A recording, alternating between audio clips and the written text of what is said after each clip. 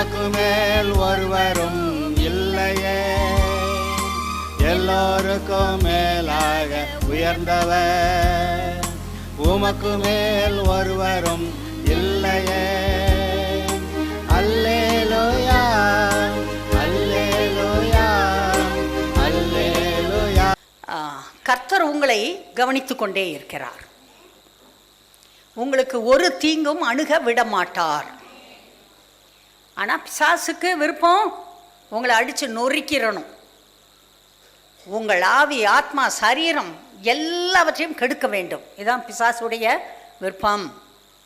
ஆனால் கர்த்தர் சொல்கிறாரு, கர்த்தர் கீழ்ப்படிந்திருங்கள், பிசாசுக்கு எதிர்த்து நில்லுங்கள், அப்பொழுது அவன் உங்களை விட்டு ஓடி போவான். தைரியமாக இருங்க. B bolt, be strong. நல்ல பலசாலியாக இருங்க. பிசாசை விட, இந்த உலகத்தில் இருப்பவனை விட உங்களுக்குள் இருப்பவர் பெரியவர். உங்களால் முடியும், ஜெயிக்க முடியும். கர்த்தரை பிடிச்சுக்கோங்க. எப்பையும் போகிற இடம், வர்ற இடம், எல்லா இடத்துக்கும் அவரோட கையை பிடிச்சிக்கிட்டே போங்க, வாங்க. கர்த்தர் உங்களை ஆசீர்வதிப்பார். அவர் உங்களை வழிநடத்துவார். எவ்வளவோ இன்னல்கள் மத்தியில் ஆண்டவரை ஏற்றுக்கொண்டு சபைக்கு வந்தவர்கள் எக்கச்சக்கமான பேர் இருக்கிறார்கள். ஒரு தடவை சர்ச்சு, நாங்கள் வேறு ஒரு இடத்துல இருந்தோம். அங்கே பார்த்தா ஒரு மனுஷன் செருப்பு எடுத்து ஒய்ஃபை அடிக்கிறான். அடின்னு அடிக்கிறான். என்னடா இந்த அம்மா, அந்த அம்மா சர்ச்சுக்கு வர்றவங்க ஏன்டா அடிக்கிறான் அப்படின்னு பார்த்தா, ஏசுநாதர் ஏற்றுக்காத, கோயில் போகாத, எதுக்கு போகிற, போகாத. ஆனால் அந்த அம்மா இப்போ விடாப்பிடியா சர்ச்சுக்கு வந்து, போடா நான் வருவேன் அப்படின்ட்டு விடாப்பிடியா நின்று வந்துச்சு. கடைசியில் பாருங்கள், சில வருஷங்கள், ஒரு 10 வருஷம் இருக்கும், அந்த ஆள் ரட்சிக்கப்பட்டார். அவர் கடைசியில் பரிசுத்தவானாய் மரித்து கர்த்தரிடத்திலே போய்விட்டார். அந்த அம்மாவுடைய பொறுமை, பொறுமை கர்த்தரை விடாமல் பற்றி கொண்டது அவளுக்கு பெரிய பலனை கொடுத்தது. கர்த்தருடைய பிள்ளைகள் தைரியமாக இருங்க, சோர்ந்து போகாதீங்க. இந்த பூமியில் நம்ம வாழ்க்கை, it is not a bed of roses. ரோஜா பூக்கள் படுக்கையில் நம்ம படுக்கலை. உங்களுடைய போராட்டம் மாம்சத்தோடும் இரத்தத்தோடும் அல்ல, அதிகாரங்களோடு, துரைத்தனங்களோடு, அந்தகார லோகாதிபதிகளோடு, வான மண்டலத்தில் உள்ள பொல்லாத ஆவியின் சேனையோடு உங்களுக்கு போராட்டம் உண்டு. ஆனால் திடன் கொள்ளுங்கள், நான் உங்களுக்காக அதையெல்லாம் ஜெயித்திருக்கிறேன் என்று இயேசு சொல்லி இருக்கிறார். அதனால் தைரியமாக இருங்க, நீங்கள் ஜெயிப்பீங்க. சொல்லலாம், நான் ஜெயிப்பேன், கர்த்தரை சார்ந்து கொள்வேன். கர்த்தர் நல்லவர், அவர் கிருபை என்றும் உள்ளது. ஒவ்வொரு நாளும் கர்த்தரின் கிருபை என்னோடு இருக்கிறது. இயேசு கிறிஸ்து எனக்காக யாவற்றையும் செய்து முடித்திருக்கிறார். ஆகவே இந்த பூமியில் என்னால் வெற்றியுள்ள வாழ்க்கை வாழ முடியும். நான் பரிசுத்தமாக வாழ முடியும். கடன் இல்லாமல் என்னால் வாழ முடியும். கடன் வாங்காமல் என்னால் வாழ முடியும். பற்றாக்குறை இல்லாமல் என்னால் வாழ முடியும். சிக்கனமாக வாழ முடியும். ஆரோக்கியமாக வாழ முடியும். வியாதிகளை என்னை விட்டு நீக்க என்னால் முடியும். சாபங்களை மேற்கொள்ள என்னால் முடியும். சாத்தானின் ஆதிக்கத்தை ஜெயிப்பதற்கு என்னால் முடியும். கர்த்தர் அந்த அதிகாரத்தை விசுவாசியாகிய எனக்கு கொடுத்திருக்கிறார். நான் என் வேலைகளில் ஜாக்கிரதையாக இருப்பேன், கவனத்துடன் வேலை செய்வேன். சோம்பேறித்தனத்தை வெறுக்கிறேன். சுறுசுறுப்புடன் ஒவ்வொரு நாளும் நடந்து கொள்வேன். நம்பிக்கைக்குரிய விதத்தில் நான் வேலை செய்வேன்.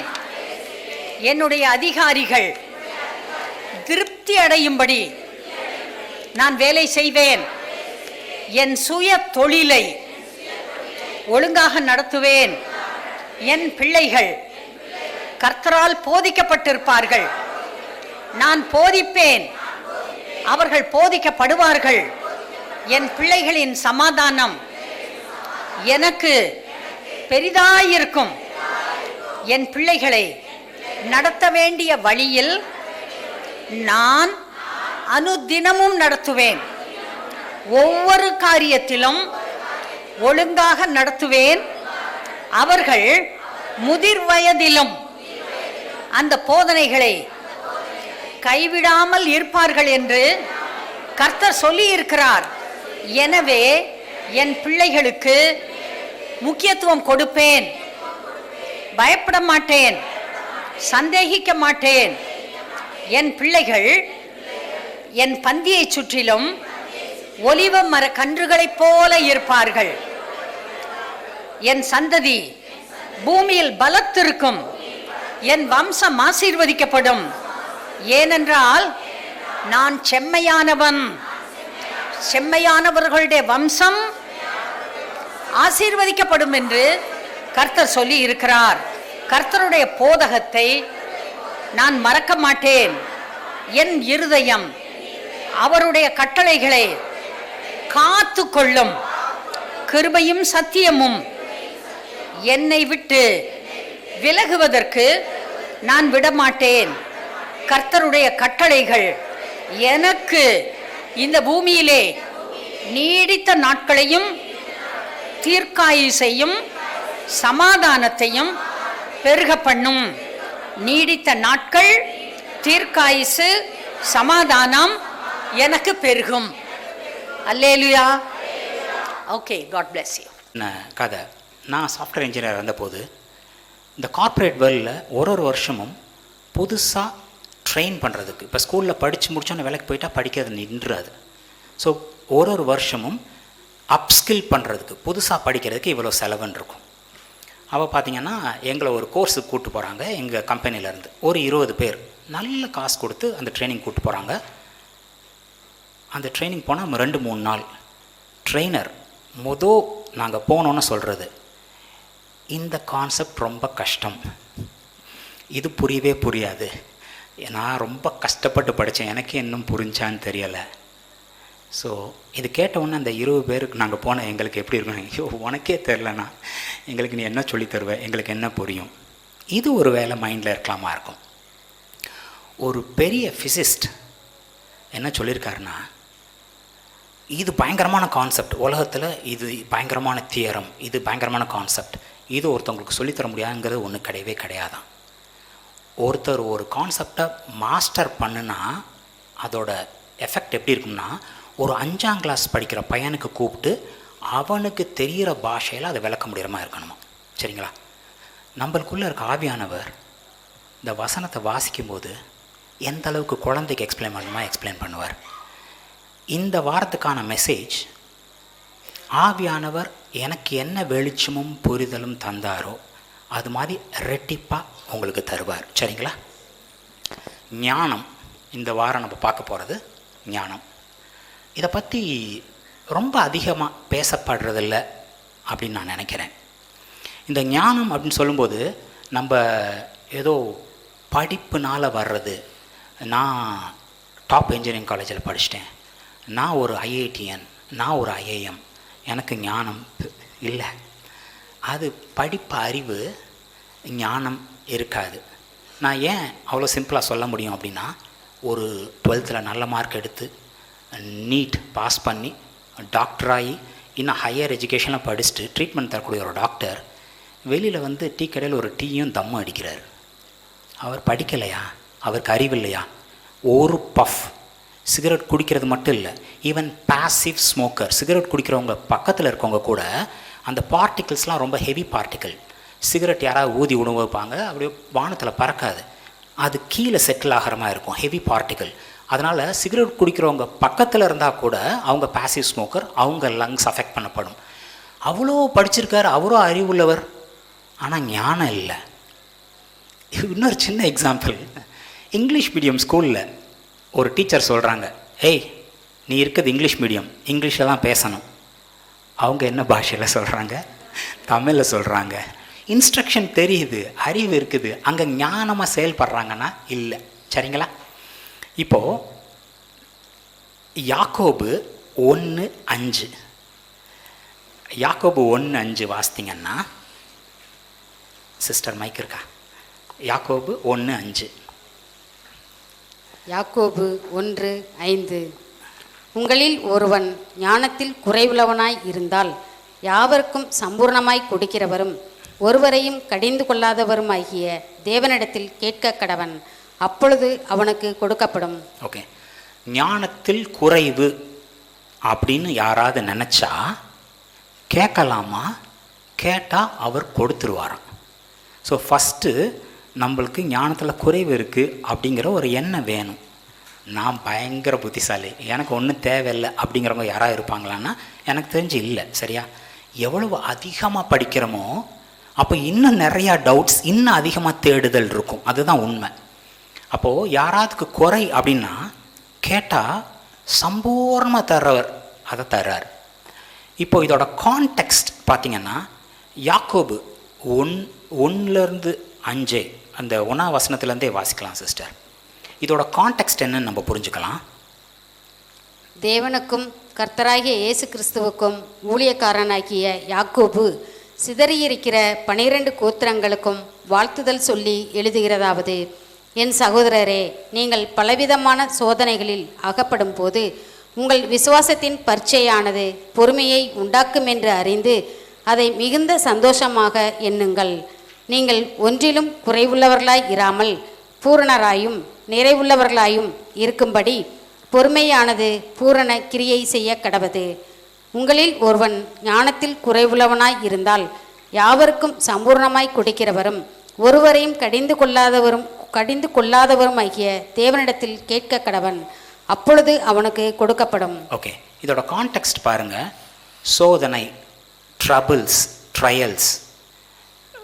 இந்த உலகத்தில் மேடம் கூட எனக்கு சொன்னாங்க, it's not a bed of roses.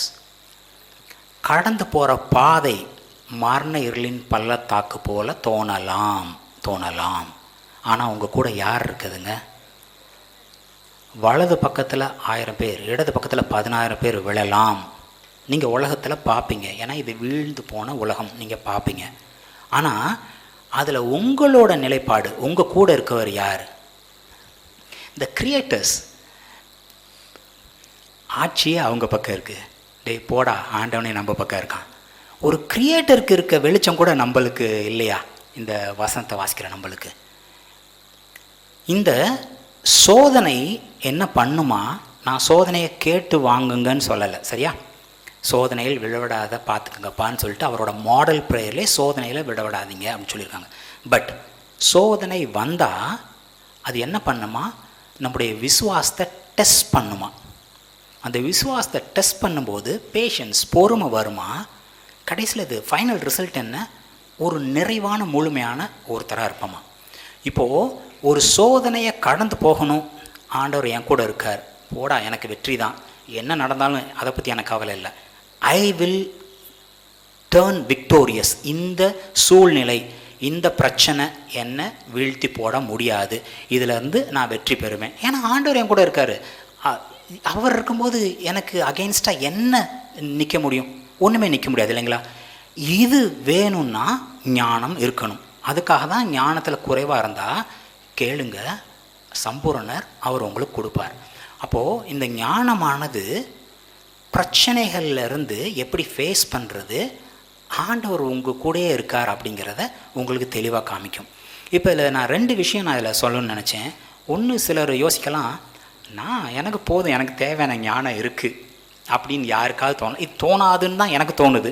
Suppose அப்படி யாராவது ஒரு அதிபுத்திசாலி இருந்தால் லூக்கா 2:48-52.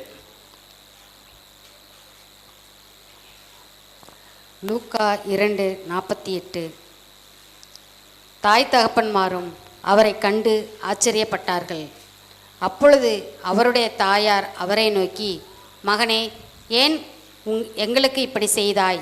இதோ உன் தகப்பனும் நானும் விசாரத்தோடு உன்னை தேடினோமே என்றாள். அதற்கு அவர், நீங்கள் ஏன் என்னை தேடினீர்கள்? என் பிதாவுக்கு அடுத்தவைகளில் நான் இருக்க வேண்டியதென்று அறியீர்களா என்றார். தங்களுக்கு அவர் சொன்ன வார்த்தையை அவர்கள் உணர்ந்து கொள்ளவில்லை. பின்பு அவர் அவர்களுடனே கூட போய் நாசரேத்தூரில் சேர்ந்து அவர்களுக்கும் கீழ்ப்படிந்திருந்தார். அவருடைய தாயார் இந்த சங்கதியெல்லாம் தன் இருதயத்திலே வைத்து கொண்டாள். இயேசுவானவர் ஞானத்திலும் வளர்த்தியிலும் தேவக்கிருபையிலும் மனுஷர் தயவிலும் அதிகமாய் விருத்தி அடைந்தார். இங்கே பாருங்க, ஏசு யாருன்னு பார்த்தீங்கன்னா காட் இன் ஹியூமன் ஃப்ளஷ். தேவகுமாரன் மனுஷ சாயலா மனுஷ ரூபம் எடுத்து இங்கே வந்திருக்கவர். அவரே என்ன ஆனார் அப்படின்னு பார்த்தா ஞானத்தில் விருத்தி அடைந்தார். He increased in wisdom.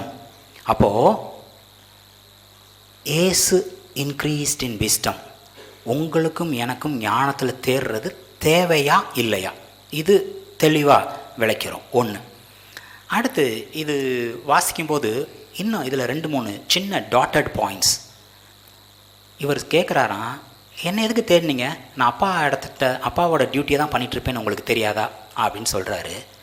இவர் சொல்கிறத அம்மா அப்பா விளங்கிக்கலை.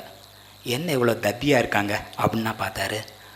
இந்த உலகத்தில் அவங்களுக்கு நான் பிள்ளை, அவங்க என்னோடய அம்மா அப்பா, நான் தேவனுடைய குமாரன் அப்படிங்கிறனால இவங்க நான் சொல்கிறத கூட புரிஞ்சுக்கலங்கிறனால அதெல்லாம் பார்க்கல.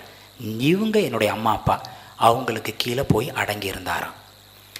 இந்த ஞானம் எப்போ விருத்தி அடைந்தது, என்னைக்கு அவர் அளவுக்கு ஞானவான்கள் கிடையாது, அவங்களோட அத்தாரிட்டி, அவங்களோட நிலை, அவங்க இப்போ இருக்கிற ஸ்டேட் அப்பா அம்மா, அவங்களுக்கு கீழே நான் பிள்ளை, இந்த ஒரே ரீசனுக்காக அடிபடைந்து போனாராம். அவர் ஞானத்தில் விருத்தி அடைந்தாராம். இது ஏன் இங்கே ஹைலைட் பண்ண வேண்டியது முக்கியம்னு பார்த்தீங்கன்னா, கடந்த ஒரு 30-50 வருஷமாக ரொம்ப ரேப்பிடாக டெக்னாலஜி இம்ப்ரூவ் ஆகுது. நான் கம்ப்யூட்டர்ஸ்னு ஒன்று பார்த்தது, நான் கம்ப்யூட்டர் சயின்ஸ் சேர்ந்து என் லேபில் எட்டி பார்த்தது. டிவின்னு ஒன்று பார்த்தது நான் ஸ்கூலெல்லாம் முடிஞ்சு ஆல்மோஸ்ட் காலேஜ் போகும்போது. இன்றைக்கி ஐஃபோன் ஆப்ரேட் பண்ண தெரியாத குழந்தைங்களே கிடையாது. ஈவன் ஸ்கூல்ஸில் சொல்கிறாங்க ஃபேஸ்புக் இன்ஸ்டா அக்கௌண்ட் வச்சுருக்கக்கூடாது. அப்படின்னா என்ன அர்த்தம்? ஆல்மோஸ்ட் எல்லா பிள்ளைங்களும் வச்சுருக்குன்னு அர்த்தம். இப்போ பெற்றவங்க பெரிய ஆளுக இந்த சின்ன சின்ன மொபைல் ஆப்பில் ஏதாவது டவுட்டுனா யார்கிட்ட தெரியுமா போய் கேட்க வேண்டியது இருக்குது? டேய் இது என்னன்னு பார்த்து சொல்லுன்னு சொல்ல வேண்டியது இருக்குது. இது பிள்ளைங்களுக்கு என்ன ஒரு தாட் ப்ராசஸை கொடுத்துற சான்ஸ் இருக்குது. நான் இவங்களோட பெரிய ஆள், இவங்களுக்கு ஒன்றும் தெரியலைன்னு. பிள்ளைங்க யாராவது நிறைய பேர் இருப்பீங்க இல்லையா, பாஸ்டர் கிறிஸ் சர்ச் போங்கன்னா போவீங்க. தெரிஞ்சுக்கங்க, நீங்கள் எவ்வளவு புத்திசாலியாக இருந்தாலும் உங்களுக்கு மேலே யார்? அப்பா அம்மா. அவங்க கண்ட்ரோலுக்கு கீழே நீங்கள் அடங்கி இருக்கும்போது ஞானத்தில் நீங்கள் விருத்தி அடைகிறீங்க. இது பிள்ளைங்களுக்கு மட்டுமா? ஒரு ஸ்கூலில் ஒரு டீச்சர், அவங்களுக்கு மேலே ஹெட் மாஸ்டர், இல்லை நீங்கள் ஒரு யூனிவர்சிட்டியில் லெக்சரர், உங்களுக்கு மேலே ஹெச்ஓடி. அந்தாள் ஒரு மரமண்டை, அவனுக்கு ஒன்றும் தெரியாது. அவர் ஆண்டவர் அந்த பொசிஷனில் வச்சுருக்கார். அதன் நிமித்தமாக நீங்கள் அவங்களுக்கு கீழே சப்மிசிவாக அடங்கி போனீங்கன்னா யாருக்குங்க ஞானம் பெறுக போகுது? யாருக்கு ஆசீர்வாதம் கிடைக்க போகுது? உங்களுக்கு தான். சரிங்களா? இதே தான் மனைவிமாருக்கும். கணவன்மார்கள் பண்ணுறது நிறையா விஷயங்கள் தத்தித்தனமாக தெரியும், நிறையா இன்சிடென்ட்ஸ் சொல்ல முடியும். ஆனால் ஆண்டவர் கணவனை வீட்டின் தலையாக வச்ச ஒரே காரணத்தினால சப்மிசிவாக போனான். ஓ பிரதர், நீங்கள் ஆம்பளை கேட்டகரினால் அது சொல்கிறீங்களா? இல்லை, பைபிள் அதான் சொல்லுது. சரிங்க, நீங்கள் அடங்கி போனீங்கன்னா ஞானத்தில் தேடுவீங்க. You are going to be blessed. சரிங்களா? அடுத்து, இப்போது எனக்கு ஞானம் தேவையா அப்படின்னு யாராக இருந்தால் இந்த கேள்வி உங்களுக்கு சால்வ் பண்ணியிருக்கோம். அடுத்து, உண்மையாகவே ஞானம் இருந்திருந்தால் இந்த சோதனையை எப்படி கடந்து வர முடியும்னு ஒரு லைவ் எக்ஸாம்பிள். இந்த இன்சிடென்ட் தெரியாத யாருமே இருக்க முடியாது. யோசேப்பு, ஆதியாகமம் 45:5 வாசிங்க. அப்புறம் அந்த இன்சிடென்ட்ஸை மட்டும் நான் தனியாக சொல்லிக்கிறேன், ஃபுல்லாக வாசிக்க வேண்டிய அவசியம் இல்லை. ஆதியாகமம் 45:5. ஆதியாகமம் 45:5. என்னை இவ்விடத்தில் வரும்படி விற்று போட்டதினால் நீங்கள் சஞ்சலப்பட வேண்டாம், அது உங்களுக்கு விசனமாயும் இருக்க வேண்டாம். ஜீவரட்சனை செய்யும்படிக்கு தேவன் என்னை உங்களுக்கு முன்னே அனுப்பினார். பாருங்க, யோசேப்பு அவங்க சகோதரர் பார்த்து சொல்கிறாரு, ஒன்று நீங்கள் கவலைப்படாதீங்க, ஜீவரட்சனை செய்யும்படியாக தேவன் உங்களுக்கு முன்னாடி என்ன அனுப்பிச்சார். ஏதோ நீங்கள் இவங்கெல்லாம் மெல்ல ஸ்லோவாக வர்ற மாதிரி, அவங்களுக்கு முன்னாடி வேணுமோ ஒரு ஃப்ளைட் பிடிச்சி வந்து அங்கே டாஸ்க் பண்ணுற மாதிரி ஒரு அவ்வளோ ஈஸியாக அவ்வளோ அசால்ட்டாக அதை கடந்து போகிறாரு. அந்த இன்சிடெண்ட்டை மட்டும் பாருங்கள். ஆதியாகமம் 37:24 அவனை பிடிச்சி குழியில் போடுறாங்க. டேய் கனவை வேண்டாம் வராண்டா, அவனை பிடிச்சி குழியில் போடுறாங்க. இது ஒரு மேன்மையா, ஆசீர்வாதமாக, உயர்த்தப்பட்டானா? எதுவுமே இல்லை. சரி, அவனை குழியில் போட்டாங்க. ஆதியாகமம் 37:28 அவனை இஸ்மவேலர் கையில் 20 வெள்ளிக்காசுக்கு விற்று போட்டார்கள். குழியில் போட்டால் கூட நம்மளுக்கு ஒரு பிரயோஜனம் இல்லை, திரும்பி தெரியாமல் எந்திரிச்சு வந்தால் கூட வந்துட சான்ஸ் இருக்குது. இவனை 20 காசுக்கு அடிமைகள்கிட்ட விற்று போட்டார்கள்.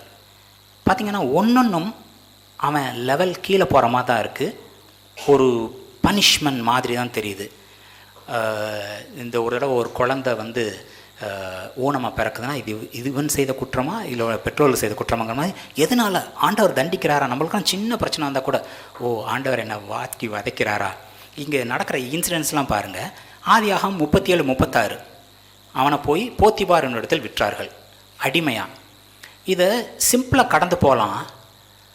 நம்ம இன்றைக்கி ஆடு மாடு வாங்க போகிற மாதிரி அந்த காலத்தில் அடிமை வர்த்தகம் நடந்திருக்கும். இவன் தொழுநோய் இருக்கா, இவன் பலசாலியா, இவன் குணவானா, இப்பெல்லாம் பார்க்குறதுக்கு ஒரு மனுஷத்தனமாக இல்லை, ஒரு ஆடு மாடை டெஸ்ட் பண்ணுற மாதிரி டெஸ்ட் பண்ணிவிட்டு வாங்கிட்டு போயிருப்பாங்க. அது அடிமை சந்தையில் நிற்கிறதே பெரிய அவமானமாக தான், கஷ்டமாக தான் இருந்திருக்கும். விற்று போடுறாங்க. இடையில பாருங்கள், ஒரு ரே ஆஃப் ஹோப், இந்த எண்ட் ஆஃப் த டனல்ங்கிற மாதிரி திடீர்னு ஆதியாகமம் 39:4 தனக்கு உண்டான யாவற்றையும் அவன் கையில் ஒப்புவித்தானா போத்திபார். அப்பா ஏதோ கொஞ்சம் மூச்சு வாங்குற மாதிரி இருக்குது, கீழே கீழே கீழே விழுந்து போகிற மாதிரி இருந்த ஒரு நிலைமை மாறி கொஞ்சம் மேலே வருது. அவன் வந்து எல்லா பேத்துக்கும் வேலைக்காரங்களுக்கெல்லாம் ஒரு லீடர் மாதிரி வச்சுருக்கான், எல்லாம் என் கையில் ஒப்படைக்கிறான். கொஞ்சம் ரைஸ் வர்ற மாதிரி இருக்குது. வந்தோன்னே எவ்வளோ பெரிய ஃபால்னு மறுபடியும் பாருங்கள். ஆதியாகமம் 39:20 அவனை சிறைச்சாலையில் போட்டாங்களாம். இது எல்லாத்துக்கும் இடையில சில வசனங்கள், சில விஷயங்கள் நான் உங்கள்கிட்ட ஹைலைட் பண்ண நினைக்கிறேன்.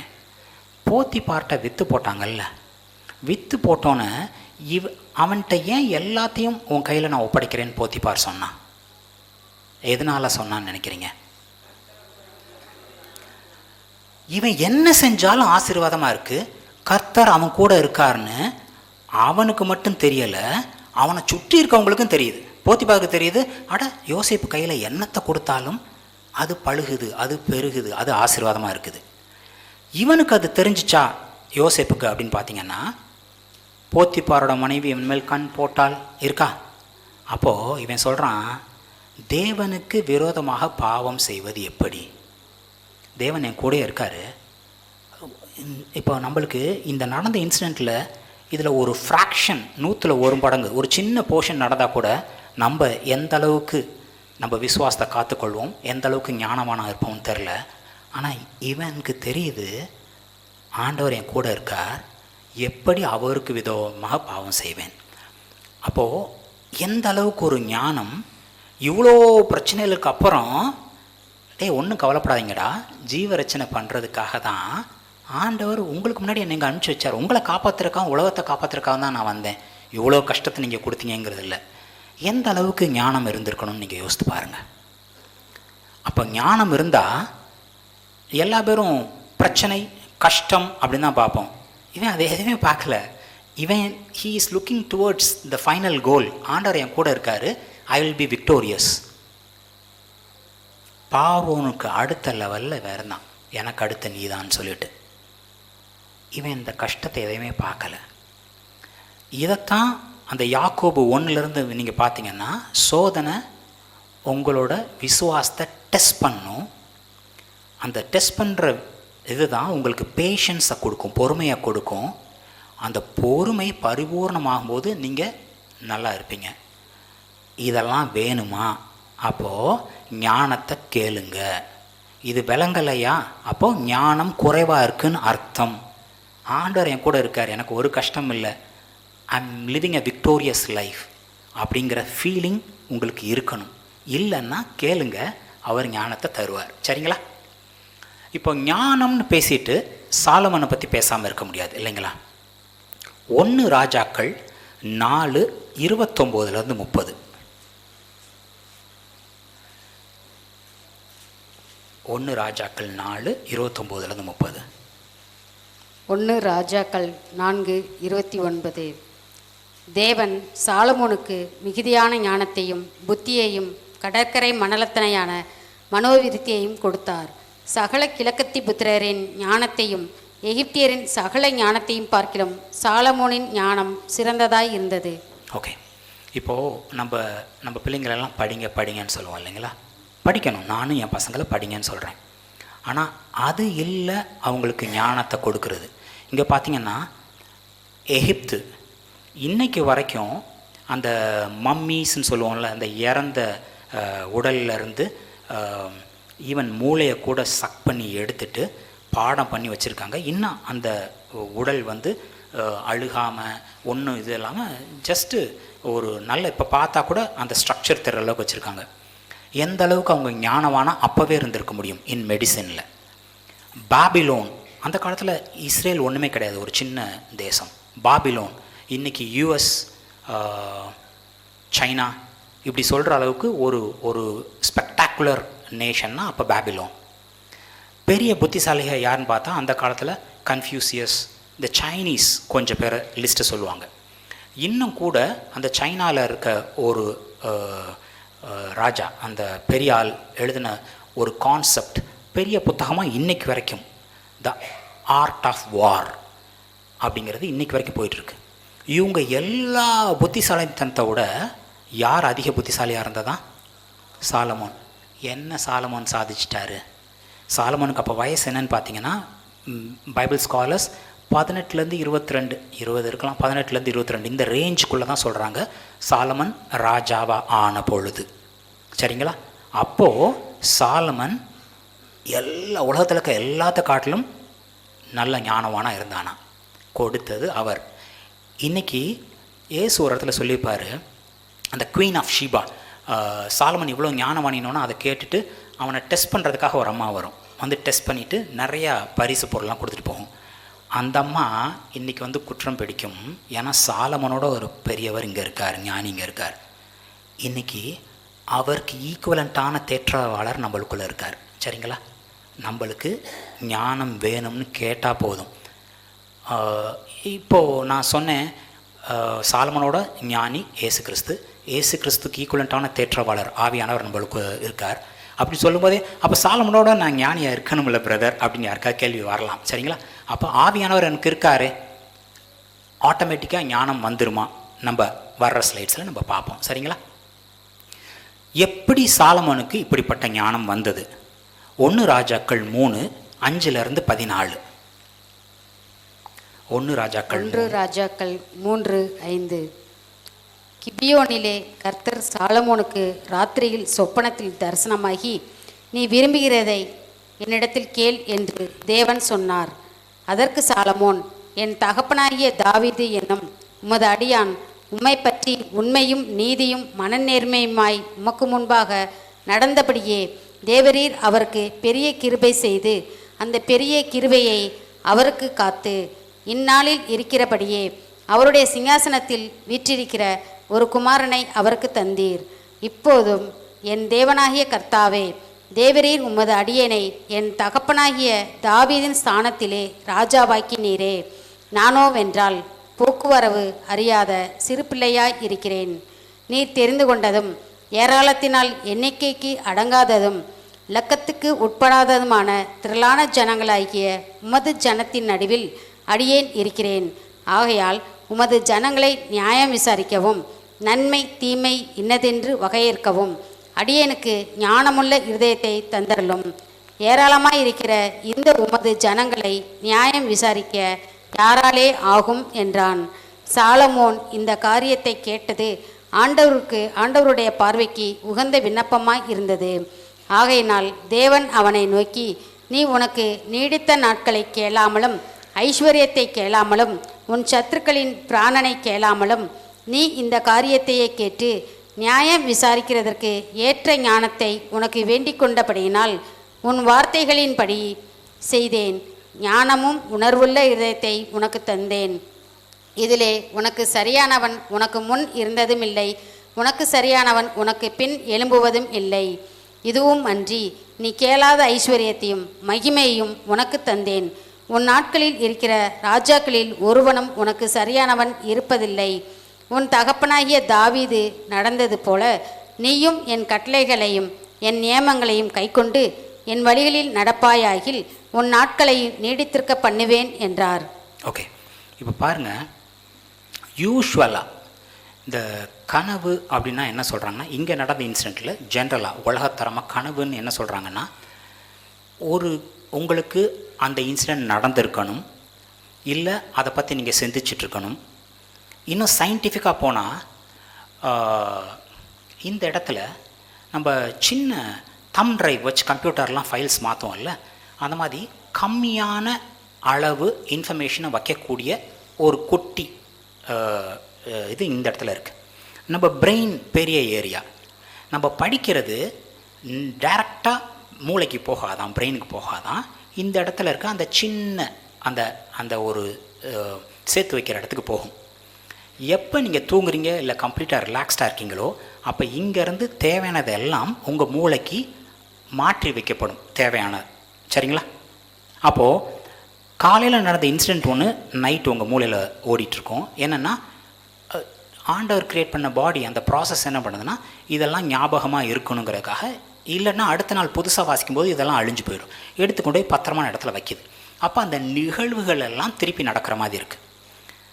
இப்போ சாலமோன் ஞானம் கேட்டான் அப்படின்னா, இப்போ மேக்ஸ் கிளாஸ்லலாம் டீச்சர்ஸ் ஃபார்முலாவை மனப்படம் பண்ணு, டெஃபினிஷனை மனப்படம் பண்ணு, தூக்கத்தில் எழுப்பி கேட்டால் கூட நீ சொல்லணும். அதாவது even from subconscious mind you should be able to give அப்படின்னு சொல்லுவாங்க. சாலமன் நம்ம ரொம்ப சின்ன பையன், நம்மளால் எப்படி இவ்வளோ பெரிய ராஜ்யபாரத்தை சுமக்க முடியும்?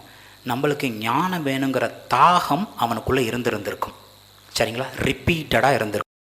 அதனால தான் சொப்பனத்தில் ஆண்டவர் உனக்கு என்ன வேணும்னு கேட்ட உடனே அவன்கிட்ட வர்றது என்னது? ஃபஸ்ட்டு ஞானத்தை தாங்கப்பா. இன்றைக்கி நம்ம சொப்பனத்தில் ஆண்டவர் கேட்க வேணாம். நம்ம ப்ரேயர் டைமில் நம்ம போய் ஆண்டவர்கிட்ட என்ன வேணும்னு கேட்டோம்னா, எனக்கு இந்த பிரச்சனை, எனக்கு இந்த பிரச்சனை, எனக்கு இது அது. எத்தனை பேர் ஞானத்தை பெருக பண்ணுங்கன்னு கேட்டிருப்போம், இன்க்ளூடிங் நான். எத்தனை பேர் கேட்டிருப்போம்? ஏன்னா பிரைஸ் லார்ட் சிஸ்டர், என்ன ஒரு கை. எத்தனை பேர் கேட்டிருப்போம், இவன் கேட்டானா ஞானத்தை கொடுங்கன்னு? ஆண்டவரை பார்வைக்கு அது உகந்த விண்ணப்பமாக இருந்ததான். அட, ஆண்டவரே ஆச்சரியப்படுத்திவிட்டான். நான் என்னென்னமோ கேட்பான்னு நினச்சேன். என்னோடய எதிரிகள்லாம் அழிஞ்சு போகணும், அவனை தாடையிலே அடித்து போடுங்கப்பா, இவன் மண்டையை பொழந்து போடுங்கப்பா அப்படின்லாம் எதுவும் கேட்காம, இல்லை நான் நல்ல பணக்காரனாக இருக்கணும், நான் நல்ல சுகவாசியாக இருக்கணும், இப்படி எதுவும் கேட்காம, எனக்கு நல்ல இருதயத்தை, ஞானமுள்ள இருதயத்தை. அது எதுக்காகவா? நான் நல்ல பேர், எல்லாரும் என்னை பாராட்டணும்னு இல்லை, உம்முடைய ஜனங்களை நான் பார்த்துக்கிறதுக்கு. ஆண்டவருக்கு ரொம்ப பிடிச்சி போச்சு. இது தானே கேட்ட, அதையும் வச்சுக்கோ. அப்போ ஞானத்தை கேட்டால் ஞானம் மட்டும் வராதான், அதோட பை ப்ராடக்ட் ஒன்று வாங்கினா ஒன்று ஃப்ரீங்கிற மாதிரி அவன் கேட்காத ஐஸ்வர்யம் வந்தது. இப்போ நீங்கள் நானும் ஐஸ்வர்யம் ஆகணும்னா ஆண்டவரை காசு தாங்க ஆண்டவரை என்ன கேட்கணும்? சிம்பிள், ஒரு காப்பி பேஸ்ட். நம்ம இன்றைக்கி ப்ரோக்ராமர்ஸ்லாம் நிறையா போய் வேலை பார்க்க தேவையில்லை, கூகுள் பண்ணி தேடி வேலையை பார்த்துக்கலாம். இன்றைக்கி ஏதாவது ஒன்று பண்ணணும் அப்படின்னா ஈஸியாக தேடி ஏற்கனவே உள்ள சொல்யூஷனை அப்படியே அப்ளை பண்ணிக்கலாம். உட்காந்து புதுசாக யோசிக்க வேண்டிய அவசியம் இல்லை. ஞானத்தை கேட்டால் கூடவே பை ப்ராடக்டாக ஐஸ்வர்யம் வந்திருக்கு, க்ளோரி மகிமை வந்திருக்கு, நீடித்த நாட்கள் லாங் லைஃப் வந்திருக்கு. ஆனால் இதில் ரெண்டுலேயும் ஒரு டிஃப்ரென்ஸ், ஒரு பிரச்சனை இருக்குது. இந்த ஐஸ்வர்யமும் மகிமையும் ஃப்ரீயாக வந்துருச்சு. இந்த லாங் லைஃப் நீடித்த நாளுக்கு ஒரு கண்டிஷன் போட்டிருக்காரு. உன் தகப்பனாக தாவீது நடந்தது போல் இன்றைக்கி நீ கற்பனைகளை ஃபுல்ஃபில் பண்ணி நடக்கணும். இதில் ஒன்றில் தான் கேள்வி, அவனோட கடைசி காலங்களில் எப்படி இருந்தாங்கிறது ஒரு பெரிய கொஷின். அவன் ஒரு ஒய்ஃபை வச்சுக்கிட்டே பாடுபடுறது எவ்வளோ பெரிய பாடுன்னு கணவன்மார்களுக்கு தான் தெரியும். இவனுக்கு 700 வீட்டுக்காரமாக்கலாம், அது இல்லாமல் 300 சைடாக 1000 பேர். ஒருத்தர் ஒரு சைடு பிச்சு எடுத்துட மாட்டாங்களா? இந்த நான் வீட்டுக்கு ஆண் தலைன்னு சொன்னேன்ல, அது எந்த அளவுக்கு உண்மையோ அந்த தலையை ஆட்டுவிக்கிற இன்ஃப்ளூயன்ஷியல் பர்சன் அந்த பொண்ணு. ஆதாம் வஞ்சிக்கப்படவில்லை. ஒரு குழி இருக்குன்னு தெரியாமல் அவன் விழலை. ஏவாள் வஞ்சிக்கப்பட்டிருக்கிறாள், ஆனால் ஆதாம் வஞ்சிக்கப்படவில்லை.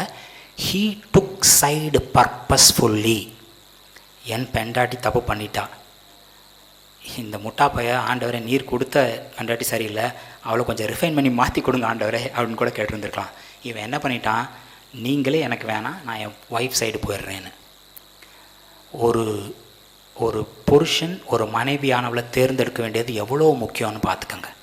சரிங்களா? யாராவது அம்மாமார்கள் அப்பாமார்கள் பசங்களுக்கு பொண்ணு தெரிறீங்கன்னா ஃபஸ்ட் அண்ட் ஃபோர்மோஸ்ட் கேரக்டர் என்ன? பிள்ளை அழகாக இருக்கா, பொண்ணு நல்லா படிச்சிருக்கா, பொண்ணு நல்லா வேலை பார்க்குதா, நல்லா சம்பாதிக்குதா, இப்போல்லாம் புது ஒரு வார்த்தை நல்ல ஸ்டேட்டஸில் இருக்கா. அது என்ன பொண்ணு மட்டும் இல்லை, பொண்ணோட சொந்தக்காரங்க எல்லாருமே நல்லா உயர்ந்த இடத்துல இருக்காங்களா. இவ்வளோ பார்க்குற நம்ம அந்த பொண்ணு பையனை கர்த்தருக்குள்ளே வச்சிருக்குமா, கிட்டி சேர விடுமா, இல்லை பிச்சு எடுத்துகிட்டு போயிடுமா? எவ்வளோ முக்கியமானது பாருங்கள். இது மட்டும் இல்லை, இன்னொரு ஆதாம் விழுந்து போகவில்லை, தானாக போய் புதகுழியில் கால் விட்டான்னு பார்த்தோம். இந்த பாலாக் பிழையாம் எப்படியாவது இவங்களை வந்து சபிச்சிருடா, இஸ்ரவேலர் நாசமாக போகட்டும், ஏதாவது பண்ண முடிஞ்சதுன்னு நினைக்கிறீங்களா? ஒன்றுமே பண்ண முடியல. கடைசியில் எதனால் விழுந்து போனாங்கன்னு பார்த்தா, சில பெண்கள் அந்த சைடில் இருந்து ஒரு கஷ்டமும் இல்லை, சாபம் கொடுக்க வேணாம், காசு கொடுக்க வேணாம், 4 பெண்கள் வந்தாங்க இந்த சைடில் இருந்து, விக்கிரக ஆராதனைக்காரங்க இந்த சைடு விழுந்து போச்சு. அந்த ஆசாரியன் ஈட்டியை ஏதோ வச்சு குத்தி போட்டான் அப்படின்னு பார்க்குறோம். ஆண்டவரோட கோவம் அப்போ தான் அடங்குச்சு. எந்த அளவுக்கு உண்மை ஆண் தலைன்னு சொல்கிறோமோ அதே அளவுக்கு உண்மை பெண் இன்ஃப்ளூயன்ஷியல். அப்படியாச்சு என்ன தலையில் மந்திரம் போட்டாலுன்னு சொல்லுவாங்கள்ல, அப்படிப்பா இப்படிப்பான்னு 2 கண்ணு கசிக்கு புலம்புனோன்னே இவனுக்கு தலை வெடிக்கிற மாதிரி ஆயிரும். அந்த பிரச்சனை ரிசால்வ் பண்ணியே ஆகணும். இது ப்ரைமரி டாபிக் கிடையாது, இது நான் ப்ரிப்பேர் பண்ணலை. உண்மையாக சொல்லணும்னா என்ன ப்ரிப்பேர் பண்ணுமோ அதை ப்ரிப்பேர் பண்ணிட்டு வருவோம்ல. இது ஆவியானவர் லைவாக பேசுகிறதுக்கு கொடுத்துருக்கார், நான் பேசுகிறேன். இந்த பாஸ்டர்ஸ் இந்த லீடர்ஸுங்கிறவங்க தே ஆர் வெசல், ஜஸ்ட் ஒரு பாத்திரம் எடுத்து பயன்படுத்துறதுக்கு கொடுத்தா போதுமானது. இப்போவும் இந்த விஸ்டம் ஞானத்தை பற்றி பேசும்போது எதற்காக கணவன் மனைவி இது வந்ததுன்னு தெரில, பட் ஆனால் இது தேவைன்னு நான் நினைக்கிறேன். சரிங்களா? அடுத்து இப்போது இவன் 40 வருஷம் அரசாட்சி பண்ணான், 20 வயசு. அப்போ 40 வருஷம்னா 60 வருஷம்தான் அவன் வாழ்ந்தே இருக்கான்னு நினைக்கிறேன். அந்த காலத்தில் பார்த்திங்கன்னா, இந்த காலத்துலேயே 60 வயசு ரொம்ப கம்மி, அந்த காலத்தில் பார்த்திங்கன்னா 60 வயசு ரொம்ப கம்மியான வயசு. ஏன்னா அவன் அந்த கண்டிஷனை ஃபுல்ஃபில் பண்ணலை. சரிங்களா? அந்த இடத்துல அவன் வீழ்ந்து போயிட்டான். வீழ்ந்ததுக்கு ரீசன் என்னன்னு நான் உங்களுக்கு ஆல்ரெடி எக்ஸ்பிளைன் பண்ணிட்டேன். சரிங்களா? இப்போது அவன் சொல்லப்போனால் பைபிள் வாசிக்கணும். இதில் நீதிமொழிகள் 31 அதிகாரம், ஆல்மோஸ்ட் ஒரு மாதத்துக்கு 31 நாள், 31 நாள், ஒரு நாளைக்கு ஒரு நீதிமொழி வாசித்தா கூட இந்த ஞானி என்னதான் சொல்லியிருக்கான் அப்படிங்கிறது நம்மளுக்கு தெரியும். இப்போது இன்றைக்கி ஒரு பெரிய செமினார், ஒரு பெரிய போதவர் வந்திருக்கார், இல்லை ஒரு வல்லமையான ஊழியர் வந்திருக்கார், இங்கே போகணும், 3 நாள் மீட்டிங், இவ்வளோ காசு கட்டணும் அப்படின்னா நம்ம போகிறதுக்கு ரெடியாக இருப்போம். உலகத்திலே இவனை மாதிரி ஒரு ஞானவான் இருந்ததில்லை, அப்படிப்பட்டவன் எழுதி கொடுத்துருக்கான், அது நம்மளுக்கு ஃப்ரீயாக இருக்குது. சரிங்களா? இப்போ நம்ம பார்த்த அதே இதை ஒரு சின்ன எக்ஸ்பிளனேஷன் இருக்கும். நீதிமொழிகள் 3:13-18. நீதிமொழிகள் 3:13. ஞானத்தை கண்டடைகிற மனுஷனும் புத்தியை சம்பாதிக்கிற மனுஷனும் பாக்கியவான்கள். அதன் வர்த்தகம் வெள்ளி வர்த்தகத்திலும் அதன் ஆதாயம் பசும் பொன்னிலும் உத்தமமானது. முத்துக்களை பார்க்கிலும் அது விலையேற பெற்றது. நீ இச்சிக்கத்தக்கதொன்றும் அதற்கு நிகரல்ல. அதன் வலதுகையில் தீர்க்காயுசும் அதன் இடதுகையில் செல்வமும் கனமும் இருக்கிறது. அதன் வழிகள் இனிதான வழிகள், அதன் பாதையெல்லாம் சமாதானம். அது தன்னை அடைந்தவர்களுக்கு ஜீவ விருட்சம். அதை பற்றி கொள்கிற எவனும் பாக்கியவான். கர்த்தர். ஓகே, இப்போ பாருங்கள், ஞானத்தை கண்டடிகிற மனுஷனும் புத்தியை சம்பாதிக்கிற மனுஷனும் எப்படிப்பட்டவங்களாம்? பாக்கியவான்கள். என் பையன் 8வது தான் படிக்கிறான். 2 நாளைக்கு முன்னாடி ஆட்டோவில் போகும்போது ஆட்டோ டிரைவர்கிட்ட சொல்கிறான், அங்கிள் கோல்டோட ப்ரைஸ் விழுந்துருச்சு தெரியுமா, எதாவது வாங்குறான்னா வாங்குங்க. நான் பட்ஜெட் அனலைஸ் பண்ணுற அளவுக்கு ஞானவான் கிடையாது. சப்போர்ட் பண்ணுறவங்க சப்போர்ட் பண்ணுவாங்க, அப்போஸ் பண்ணுறவங்க அப்போஸ் பண்ணுவாங்க. அதில் ஏதோ கொஞ்சம் கோல்டு இம்போர்ட் காஸ்ட்டை கட் பண்ணியிருக்காங்களாம், அதனால் ப்ரைஸ் விழுந்திருக்கான். அப்போ ப்ரைஸ் விழுந்திருக்கு, கோல்டை போய் வாங்கிக்க. ஏன் இன்றைக்கி வாங்கி வச்சுக்கிட்டா நாளைக்கு கூட காசுக்கு விற்கலாம். அது ஒரு நல்ல ஒரு இது. ஆனால் பொண்ணை பார்க்கலும், வெள்ளியை பார்க்கலும், முத்துக்களை பார்க்கலும், சரி இப்படியே லிஸ்ட் போட்டு போனால் எவ்வளவோ போக முடியும். நீ இச்சிக்கத்தக்க எதுவும் இந்த உலகத்தில் நீ பார்த்து ஆஹா சூப்பர் அப்படின்னு நீ சொல்கிற எதுவுமே இந்த ஞானத்துக்கு கம்பேரபிள் இல்லை. அது பக்கத்துலேயே நிற்க முடியாது. அப்போது இன்றைக்கி கொஞ்சோன்னு ப்ரைஸ் விழுந்துச்சுனோன்னு கோல்டு வாங்கலான்னு யோசிச்சிங்கன்னா ஞானம் எந்த அளவுக்கு நம்ம டெய்லி கேட்டுவோம் அதிகமாக ஞானத்தில் விருத்தி அடைய முடியும். நம்ம டியூட்டி போய் கேட்க வேண்டியது மட்டும்தான். இது விளையாடப்பட்டது மட்டும் இல்லை. அகெயின் நம்ம அங்கே பார்த்தோம், அவன் கேட்டது ஞானம், ஆண்டவர் தந்தது ஐஸ்வர்யம், மகிமை, நீடித்த நாள். இங்கே சொல்லியிருக்கான் ஞானத்துக்கு 2 கை, வலது கை தீர்க்காயுசு, இடது கை செல்வமும் கனமும் இருக்கிறது. அப்போ ஆண்டவர் கொடுத்துருக்காரு, அவன் அப்படியே சொல்லியிருக்கான். அதோட வழி சமாதானமாக, ரொம்ப கஷ்டப்பட வேண்டிய அவசியம் இல்லை, ரொம்ப பிரச்சனை இல்லை. அது ஜீவ விருட்சம். என்ன வேணும் இப்போ நம்ம இதை ஞானத்தை தவிர வேறு என்னத்தை நம்ம தேடணும்? டெய்லி ஆண்டவர்கிட்ட அப்பா எனக்கு ஞானத்தை தாங்க, சம்பூர்ணமாக தர்றவர் அதை தருவார். சரிங்களா? சரி, இவ்வளோ நேரம் ஞானம் ஞானம் ஞானம் பார்த்தோம்ல. இப்போ இந்த ஞானம் ஆண்டவர்கிட்ட கேட்டால் பெற்றுக்கொள்ளலாம். இதில் சில எப்பொழுதுமே நம்மளுக்கு என்ன பண்ணால் எப்படி அப்படின்னு ஒரு சில எக்ஸ்ப்ளனேஷன்ஸ் வேணும். ஃபஸ்ட்டு நம்ம ஆராதிக்கிறோம், துதிக்கிறோம், ஆராதிக்கிறோம்ல, அதுதான் ஞானத்தின் ஆரம்பம்னு சொன்னால் எத்தனை பேர் ஒத்துப்பீங்க? 1 2 வெரி குட். ஓகே, நீதிமொழிகள் 9:10 நீங்கள் பாருங்கள் சிஸ்டர். நீங்கள் நீதிமொழிகள் 9:10. கர்த்தருக்கு பயப்படுதலே ஞானத்தின் ஆரம்பம். ஓகே, கர்த்தருக்கு பயப்படுதலே ஞானத்தின் ஆரம்பம். அப்போ ஞானத்தோட ஆரம்பம் என்ன? கர்த்தருக்கு பயப்படணும். இந்த பழைய ஏற்பாடு காலத்தில் பயப்படணும்னா பயந்து நடுங்கிறது இப்படிங்கிற ஒரு தாட் ப்ராசஸ் இருக்கும் இல்லையா? இதை ஏற்கனவே நம்ம 2-3 தடவை எக்ஸ்பிளைன் பண்ணியிருக்கோம். இருந்தாலும் இன்றைக்கி ஞானத்தை ஃபுல்ஃபில் பண்ணணும், இது கம்ப்ளீட் ஆகணுங்கன்னா உபாகமம் 6:13 உன் தேவனாகிய கர்த்தருக்கு பயந்து, உன் தேவனாகிய கர்த்தருக்கு பயந்து அவருக்கே ஆராதனை செய்து அவருடைய நாமத்தை கொண்டே ஆணையிடுவாயாக. ஓகே, அதே மாதிரி மத்தேயு 4:10. மத்தேயு 4:10.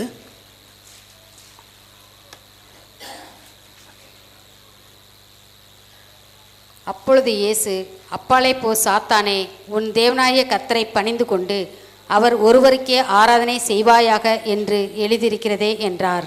ஓகே, இப்போ பாருங்கள், பொல்லாங்கன் இயேசுவை சோதிக்கிறான். அப்போ அவர் சொல்கிறது உன் தேவனாகிய கர்த்தரை பணிந்து கொண்டு அவர் ஒருவருக்கே ஆராதனை செய்வாயாக அப்படின்னு சொல்லியிருக்கார். இவர் எதை எடுத்து கோட் பண்ணியிருக்காருன்னா உபாகமம் 6:13 தான் எடுத்து கோட் பண்ணியிருக்கார். இந்த டெக்ஸ் பைபிள், ரெஃபரன்ஸ் பைபிள் எதாவது வச்சுருந்தீங்கன்னா இது சொல்லும்போதே எந்த ஈக்குவலண்ட் வேர்ஸ் பழைய ஏற்பாடுலேருந்து எடுத்து பயன்படுத்தியிருக்காங்கிற ரெஃபரன்ஸ் வரும். இப்போது இந்த 3மே, இப்போ நீதிமொழிகள் 9:10 பார்த்தோம், உபாகமம் 6:13 பார்த்தோம், மத்தேயு 4:10 பார்த்தோம். இது 3மே ஆங்கிலத்தில் பார்த்தீங்கன்னா நீதிமொழிகள், the fear of the Lord is the beginning of wisdom. கர்த்தருக்கு பயப்படுறது. எஸ், அப்படியே வருது தமிழ் மாதிரியே.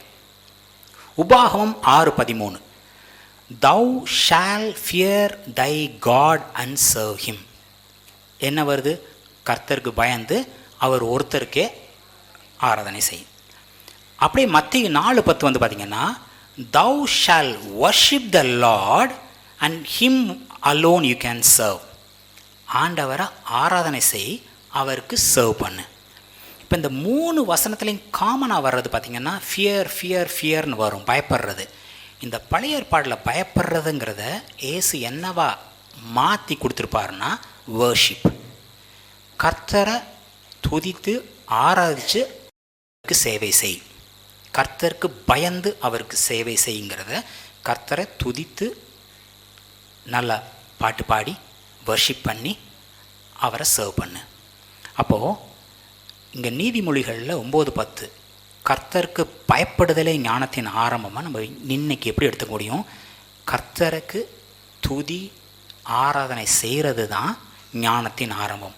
அப்போது எந்த அளவுக்கு நீங்கள் வர்ஷிப் பண்ணுறீங்களோ நீங்கள் புரிஞ்சுக்கங்க நீங்கள் ஞானத்தில் தேடுறீங்கன்னு. இந்த நான் வந்து காலேஜ் படிக்கிற நேரத்தில் ஒருத்தர், இப்போ எத்தனை பேத்துக்கு தெரியும்னு தெரியாது, வார்த்தை சித்தர் வலம்புரி ஜான் அப்படின்னு சொல்லிட்டு, என்ன சாப்பிட்றோம், இப்போ நீங்கள் டிவி பார்த்துக்கிட்டே சாப்பிட்றீங்க, இல்லை ஏதாவது ஒன்று பேசிக்கிட்டே சாப்பிட்றீங்க, சாப்பிட்டு முடித்த பிறகு உங்களுக்கே டவுட்டாக இருக்கும், நம்ம சாப்பிட்டோமா? அப்போது என்ன நம்ம பண்ணுறோன்னு உணர்ந்து பண்ணுறது அதுக்கு ஒரு வேல்யூ அடிஷன் அப்படின்னு சொல்கிறாங்க. இப்போது நான் இதை தான் சாப்பிட்றேன், என் உடலுக்கு இது கிடச்சிருக்கு, நான் வர்ஷிப் பண்ணுறேன், ஞானத்தில் தேடுறேன் அப்படின்னு சொல்லிட்டு நீங்கள் வர்ஷிப் பண்ணும்பொழுது you will rise in your wisdom. ஏன்னா உங்களுக்கு தெளிவாக தெரியுது நான் வர்ஷிப் பண்ணுறேன், ஞானத்தில் தேடுவேன். ஏன்னா பைபிள் சொல்லியிருக்கு, the fear of the Lord is the fountain of wisdom. கர்த்தருக்கு பயப்படுதலே, கர்த்தரை துதித்து மகிமைப்படுத்துறது, ஆராதிக்கிறது தான் ஞானத்தின் ஆரம்பம். இனிமேல் உங்களோட ஆராதனை நேரமெல்லாம் நான் ஞானவானாக மாறிக்கிட்டே இருக்கேன் மென்மேலும் அப்படின்னு உங்களுக்கு தோணணும். சரிங்களா? அடுத்து, wisdom is in the word. ஞானம் எங்கே இருக்குது? இந்த வார்த்தையில் இருக்குது. யோசுவா 1:7-8 வாசிங்க sister. Joshua 1:7-8.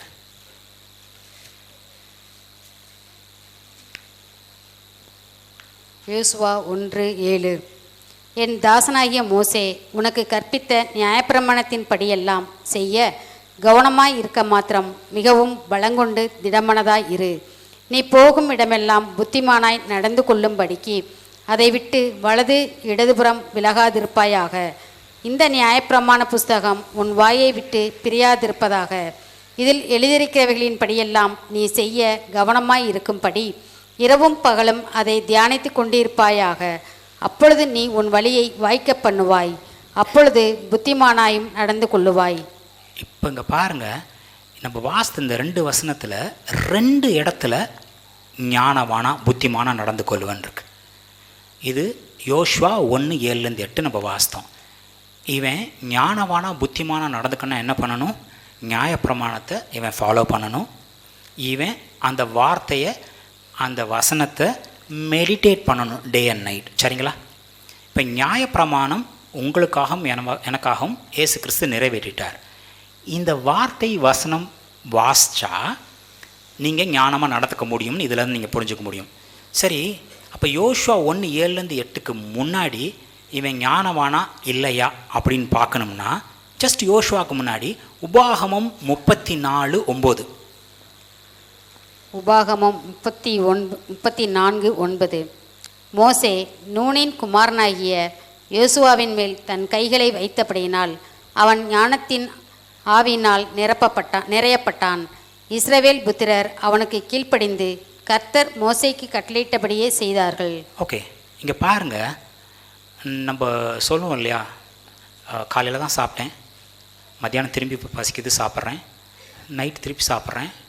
It's a recurring task.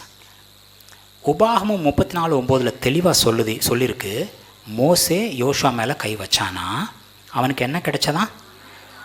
ஞானத்தின் ஆவியினால் ஆல்ரெடி நிரப்பப்பட்டு விட்டான். அப்போ ஞானத்தின் ஆவியினால் நிரப்பப்பட்டவன் ஞானத்தின் வழியில் இருக்கணுமா இருக்க மாட்டானா? அதுதான் ஸ்டாண்டர்ட் இல்லையா? அது முடிஞ்ச உடனே யோசுவா ஃபஸ்ட்டு இதிலே சொல்லுது, நீ ஞானவானா நடந்துக்கணுமா? பைபிள் வாசி, இந்த வார்த்தை நீ தியானம் பண்ணு. அப்போது ஒரு தடவை நிரப்பப்பட்டால் பத்தாது. You have to keep on refilling, you have to keep on refuelling yourself. அப்படி இல்லைன்னா இந்த ஃபில் பண்ணது குறைஞ்சி போகிற மாதிரி, அது டார்மெண்ட்டாக, அது லெஸ் யூசேஜ் மாதிரி.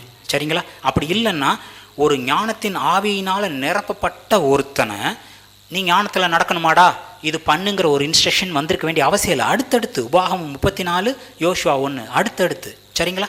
ஸோ வார்த்தையில் தான் இந்த ஞானம் இருக்குது. நான் பைபிள் ஃபுல்லாக வாசித்துட்டேன் 10 வருஷத்துக்கு முன்னாடி. இன்றைக்கி என்ன வாசித்தீங்க? இன்றைக்கி உங்களோட அந்த ஃபெலோஷிப் வித் காட், உங்களோட வர்ஷிப் எந்த அளவுக்கு இருக்குது, உங்களுடைய பைபிள் வாசிப்பு எந்த அளவுக்கு இருக்குது? இதனை அவர் மகிமைப்படுத்துறதுக்காகவா? நீங்கள் ஞானவானாக நடந்துக்கிறதுக்கு, நீங்கள் ஐஸ்வர்யவானாக இருக்கிறதுக்கு, நீங்கள் நீடித்த நாள் வாழ்கிறதுக்கு. சரிங்களா? So wisdom is in the word. கடைசியில் இது சொல்லி முடிக்கலைன்னா மெசேஜ் கம்ப்ளீஷன் கிடையாது. கிறிஸ்து தான் நம்மளுடைய ஞானம். இப்போது நான் ஏற்கனவே சொன்னேன், நான் இயேசு கிறிஸ்துவ ஆண்டவர் ரட்சகனை ஏற்றுக்கொண்டேன். இயேசு கிறிஸ்துவுக்கு ஈக்குவலண்ட்டான தேற்றவாளர் எனக்குள்ளே இருக்கார். அப்போ ஞானம் எனக்கு ஆட்டோமேட்டிக்காக இருக்கணுமில்ல அப்படின்னு ஒரு கேள்வி ஏற்கனவே உங்களுக்கு வந்திருக்கலாம்னு நான் சொன்னேன். அப்போஸ்தலர் 6:3. அப்போஸ்தலர் 6:3. ஆதலால் சகோதரரே, பரிசுத்த ஆவியும் ஞானமும் நிறைந்து நற்சாட்சி பெற்றிருக்கிற 7 பேரை உங்களில் தெரிந்து கொள்ளுங்கள். அவர்களை இந்த வேலைக்காக ஏற்படுத்துவோம். ஓகே, இப்போ என்னென்னா விசுவாசிகள் கூடுறாங்க, அவங்களுக்கு சேவை செய்கிறதுக்கு ஆட்கள் வேணும். அப்போது நம்ம அப்போஸ்தலர்கள் சொல்கிறாங்க, நாங்கள் ஜெபத்திலையும் ப்ரேயர் பண்ணுறதுலையும் ப்ரீச் பண்ணுறதுலையும் மட்டும் நாங்கள் இருக்கோம். இந்த டாஸ்க்லாம் எடுத்தால் அது நாங்கள் பண்ண முடியாது. ஸோ கொஞ்சம் புது ஆளுகளை கண்டுபிடிக்கணும், நல்ல லீடர்ஸை கண்டுபிடிக்கணும். எப்படிப்பட்ட லீடரை கண்டுபிடிக்கணும்? ஹோலி ஸ்பிரிட் இருக்கணும், விஸ்டமும் இருக்கணும்.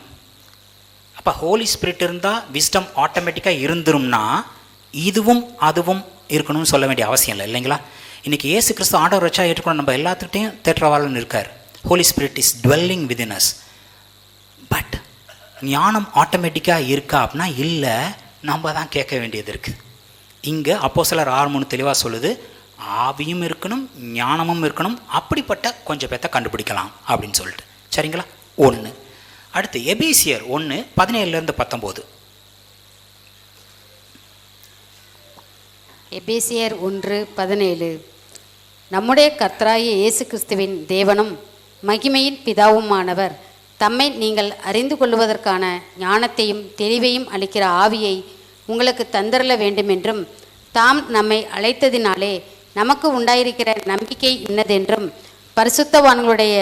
பரிசுத்தவான்களிடத்தில் தமக்கு உண்டாயிருக்கிற சுதந்திரத்தினுடைய மகிமையின் ஐஸ்வர்யம் இன்னதென்றும், தாம் கிறிஸ்துவை மரித்தோரிலிருந்து எழுப்பி அவரிடத்தில் நடப்பித்த தமது பலத்த சத்துவத்தின் வல்லமைப்படியே விசுவாசிக்கிறவர்களாகிய நம்மிடத்திலே காண்பிக்கும் தம்முடைய வல்லமையின் மகா மேன்மையான மகத்துவம் இன்னதென்றும் நீங்கள் அறியும்படிக்கு அவர் உங்களுக்கு பிரகாசமுள்ள மனக்கண்களை கொடுக்க வேண்டும் என்றும் வேண்டிக் கொள்கிறேன். ஓகே, இந்த எபேசு சபை ஆவிக்குள்ள நிறைஞ்ச சபை. சரிங்களா? பவுல் அப்போஸ்தலன் சுற்றுப்பிரயாணம் பண்ணி நிறையா தேசங்களுக்கு இயேசு கிறிஸ்துவை அறிவித்தான் இல்லையா? 2வதுன்னு நினைக்கிறேன் அவன் போய் எஸ்டாப்ளிஷ் பண்ண சபை இது. ஆவிக்குள்ளான சபை. அந்த சபைக்கு எழுதும் பொழுது இவர் என்ன தரணும்னு வேண்டிக்கிறாராம்? ஞானத்தையும் தெளிவையும் அளிக்கிற ஆவியை உங்களுக்கு தந்தரல வேண்டும். இப்போது அப்போஸ்தலர் 6:3, எபேசியர் 1:17 இது ரெண்டையும் வாசிக்கும்போது தெரியுது, ஆவியானவர் உள்ளே இருந்தால் நான் ஆட்டோமேட்டிக்காக நான் புத்திசாலின்னு இல்லை, நான் ஞானவான இருக்கிறத கேட்டு தான் பெற்றுக்கொள்ள வேண்டும் அப்படிங்கிறது தெளிவாக விளங்குது. இன்னும் ஒரு விஷயம் பார்த்துட்டு இன்றைக்கான மெசேஜ் வைண்ட் டவுன் பண்ணலாம். 1 கொரிந்தியர் 1:30. 1 கொரிந்தியர் 1:30. அந்தப்படி நீங்கள் அவராலே கிறிஸ்து இயேசுவுக்குட்பட்டிருக்கிறீர்கள். எழுதியிருக்கிறபடி மேன்மை பாராட்டுகிறவன் கர்த்தரை குறித்தே மேன்மை பாராட்டத்தக்கதாக அவரே தேவனால் நமக்கு ஞானமும் நீதியும் பரிசுத்தமும் மீட்புமானார். ஓகே, அவரே தேவனால் நமக்கு ஃபஸ்ட்டு என்னவானாராம்? ஞானமானாராம். அவர் நம்மளுக்கு ஞானம் ஆகலைன்னா அவர் வழியாக தான் ரட்சிப்புங்கிறதே நம்மளுக்கு தெரியாது. அவர் ஞானம் ஆனதுக்கப்புறம் அவர் நமக்கு நீதி ஆனாராம், அவர் நமக்கு பரிசுத்தமானாராம், அவர் நம்மளுக்கு மீட்பானாராம். இன்றைக்கி இயேசு கிறிஸ்து என்னுடைய இரட்சகர் அப்படின்னு எல்லாத்துக்கும் தெரியும் இல்லைங்களா? அதில் டவுட்டே இருக்க முடியாது. இயேசு கிறிஸ்து என்னுடைய ஞானம் அப்படின்னு எத்தனை பேர்த்துக்கு இவ்வளோ நாள் தெளிவாக விளங்குச்சு அப்படின்னு எனக்கு தெரியலை. சப்போஸ் இத்தனை நாள் அது விளங்கலை அப்படின்னா, புதுசாக இன்றைக்கி தான் விளங்குதுன்னா ஒன்றும் பிரச்சனை இல்லை. இயேசு கிறிஸ்து தான் என்னுடைய ஞானம் அப்படின்னு நீங்கள் ஃபீல் பண்ணிங்கன்னா, இந்த வர்ஷிப் பண்ணும்போது இந்த வசனம் வாசிக்கும் பொழுது எங்கே பழைய ஏற்பாடா புதிய ஏற்பாடா அது கணக்கு கிடையாது, எல்லா இடத்துலையும் இயேசு கிறிஸ்துவை நீங்கள் பார்ப்பீங்க, நீங்கள் ஞானவானாக இருப்பீங்க. நம்ம சாலமோனை பற்றி பார்த்தோம். கனவு கண்டான், என்ன வேணும்னு கேட்டார், ஞானம் வேணும்னு கேட்டிருப்பான். அந்த தொடக்கத்தில் பார்த்திங்கன்னா அவன் எங்கேருந்து கனவு கண்டிருப்பான்னா கிபியோன்லேருந்து கனவு கண்டிருப்பான். சரிங்களா? ஒரு ஆலயம்னு ஒன்று கட்டப்படாதனால எல்லா பேரும் எல்லா இடத்துலையும் பலி செலுத்திட்டு இருந்தாங்க. ஒரு காமனான இடம், பாப்புலரான இடம் கிபியன். அங்கே சாலமன் போய் பலி செலுத்தினான் அப்படின்னு தான் நம்ம தொடங்கி வாசிக்க ஆரம்பிச்சிருப்போம். என்னைக்கு இவன் ஞானம் வேணும்னு கேட்டானோ, என்னைக்கு ஆண்டவர் ஞானத்தை தந்தாரோ, ஜஸ்ட் அது முடிஞ்ச உடனே காலையில் எழுந்திரிச்சோன்னே சாலமன் என்ன பண்ணா அப்படின்னு நீங்கள் வாசித்தீங்க. அது உங்கள் நினைவில் இருக்குதா இல்லைன்னு தெரில. எருசலேமுக்கு போனால் உடன்படிக்கை பெட்டிக்கு முன்னாடி நின்னா அங்கே பலி செலுத்தினான் அப்படின்னு பார்க்குறோம். கிபியோனில் பலி செலுத்தினானே, ஞானம் வந்தோன்னே ஜெருசலேமுக்கு உடன்படிக்கை பெட்டிக்கு முன்னாடி எதுக்கு போகணும் அப்படின்னா, பழைய ஏற்பாட்டில் சொல்லப்பட்ட நிறையா இயேசு கிறிஸ்துவின் சாயல். இதில் உடன்படிக்கை பெட்டியும் ஒன்று. உடன்படிக்கை பெட்டி மனுஷரின் மீறுதல்களை கிருபாசனம் போட்டு மூடப்பட்ட ஒரு பெட்டி தான் உடன்படிக்கை பெட்டி. உடன்படிக்கை பெட்டி is a model of Jesus. பழைய ஏற்பாட்டில் மறைக்கப்பட்டது, புதிய ஏற்பாட்டில் வெளிப்படுத்தப்பட்டது. என்னைக்கு அவனுக்கு ஞானம் வந்ததோ அவன் நேராக போனது, நான் கிபியானில் இல்லை பலி கொடுக்க வேண்டியது, நான் இருக்க வேண்டியது ஜெருசலேமுக்குன்னு எருசலேமுக்கு போய் உடன்படிக்கை பெட்டிக்கு முன்னாடி அவன் பலி கொடுத்தான். அவன் ஞானம் பெற்றுக்கொண்டான் என்று அது எவிடன்ஸ். இப்போது ஒரு படித்தோம், டெஸ்ட் எழுதணும், பாஸ் பண்ணோம், ரிசல்ட் எந்த அளவுக்கு படித்தோன்னு காமிக்கல. இவனுக்கு உண்மையாகவே ஞானம் வந்ததுங்கிறது எதனால் எவிடென்ட் அப்படின்னா, அவன் நேராக உடன்படிக்கை பெட்டிக்கு முன்னாடி போய் அவன் பலி செலுத்துகிறான். இல்லைன்னா அவன் கிபியோன்லேயே இருந்திருக்கலாம் இல்லைங்களா? இன்றைக்கும் நீங்களும் நானும் நம்ம ஞானத்தில் தேரணும்னா வர்ஷிப் பண்ணுறோம், பைபிள் வாசிக்கிறோம், பைபிள் ஃபுல்லாக இயேசு கிறிஸ்துவை தேடுறோம். ஏன்னா அவர் தான் நம்முடைய ஞானம். ஞானத்தில் விருத்தி அடைவோம். Be blessed. You are beautiful beyond description, too marvelous for word, too wonderful for comprehension, like nothing ever seen or heard. Who can grasp your infinite wisdom? Who can fathom the depths of your love? You are beautiful beyond description, majesty enthroned above.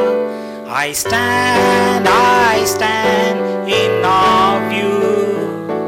I stand in awe of you.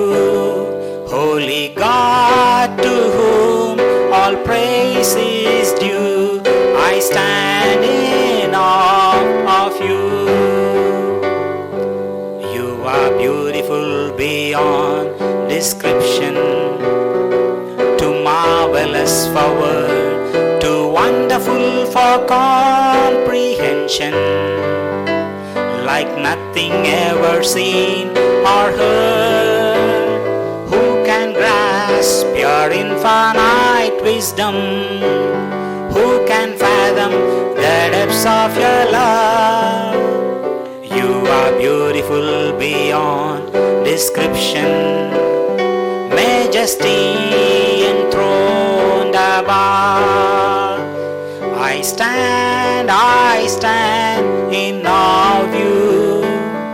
I stand in awe of you. Holy God, to whom all praise is due, I stand in awe of you. விளங்குச்சா?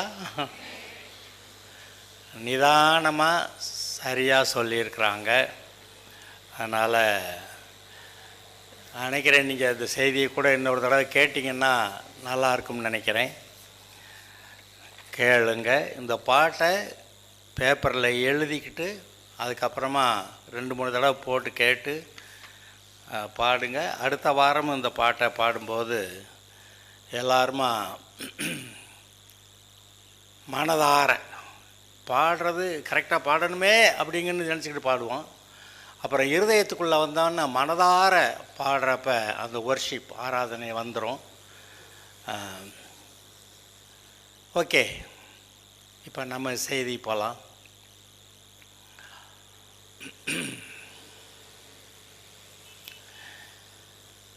நீதி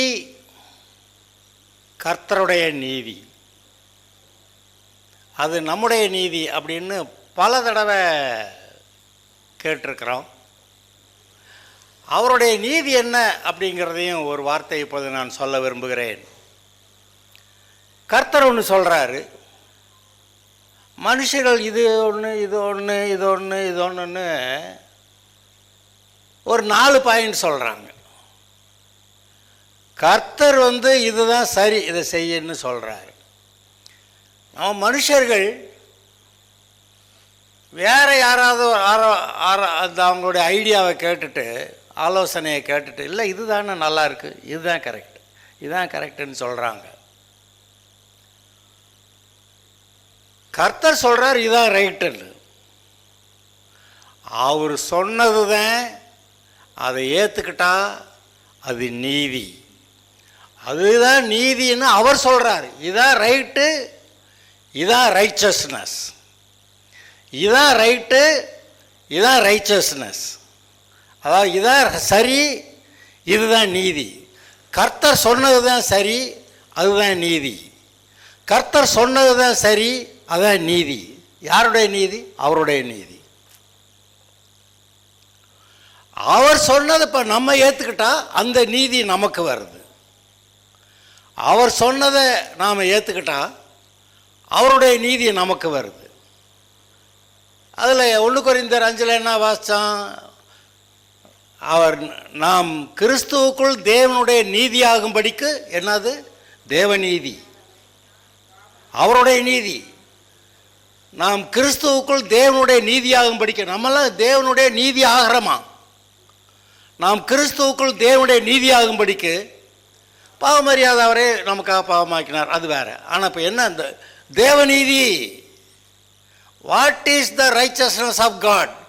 அது அவர் எதை ரைட்டுனாரோ அது சொன்னது தான் நீதி, அது அவருடைய நீதி.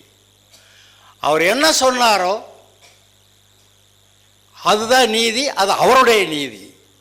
இப்போ அவருடைய நீதி நம்முடைய நீதியாக மாறணும். என்ன பண்ணாராம்? பாவமரியாதை அவரை நமக்காக பாவமாக்கி சிலுவையில் ஏற்றி விட்டாராம், நமக்காக அவர் தண்டிக்கப்பட்டாராம். இப்போ இயேசுவை ஏற்றுக்கிட்டால் அவருடைய நீதி நம்முடைய நீதியாகுதான்.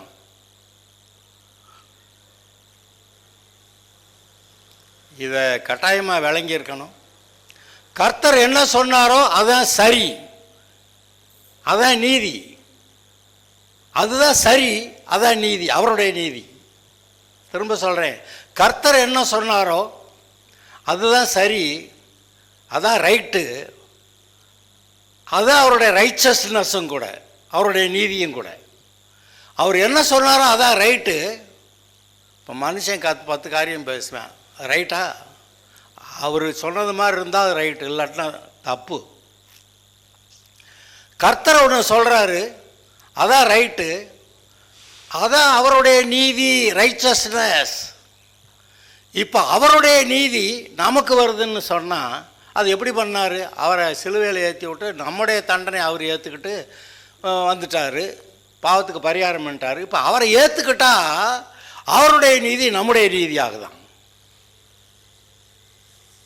இன்னொருக்கா சொல்லணுமா? அவர் என்ன சொன்னாரோ அதான் ரைட்டான், அதான் அவருடைய ரைச்சஸ்னஸ்ஸான். அவர் என்ன சொன்னாரோ அதான் ரைட்டு, அதான் அவருடைய நீதி.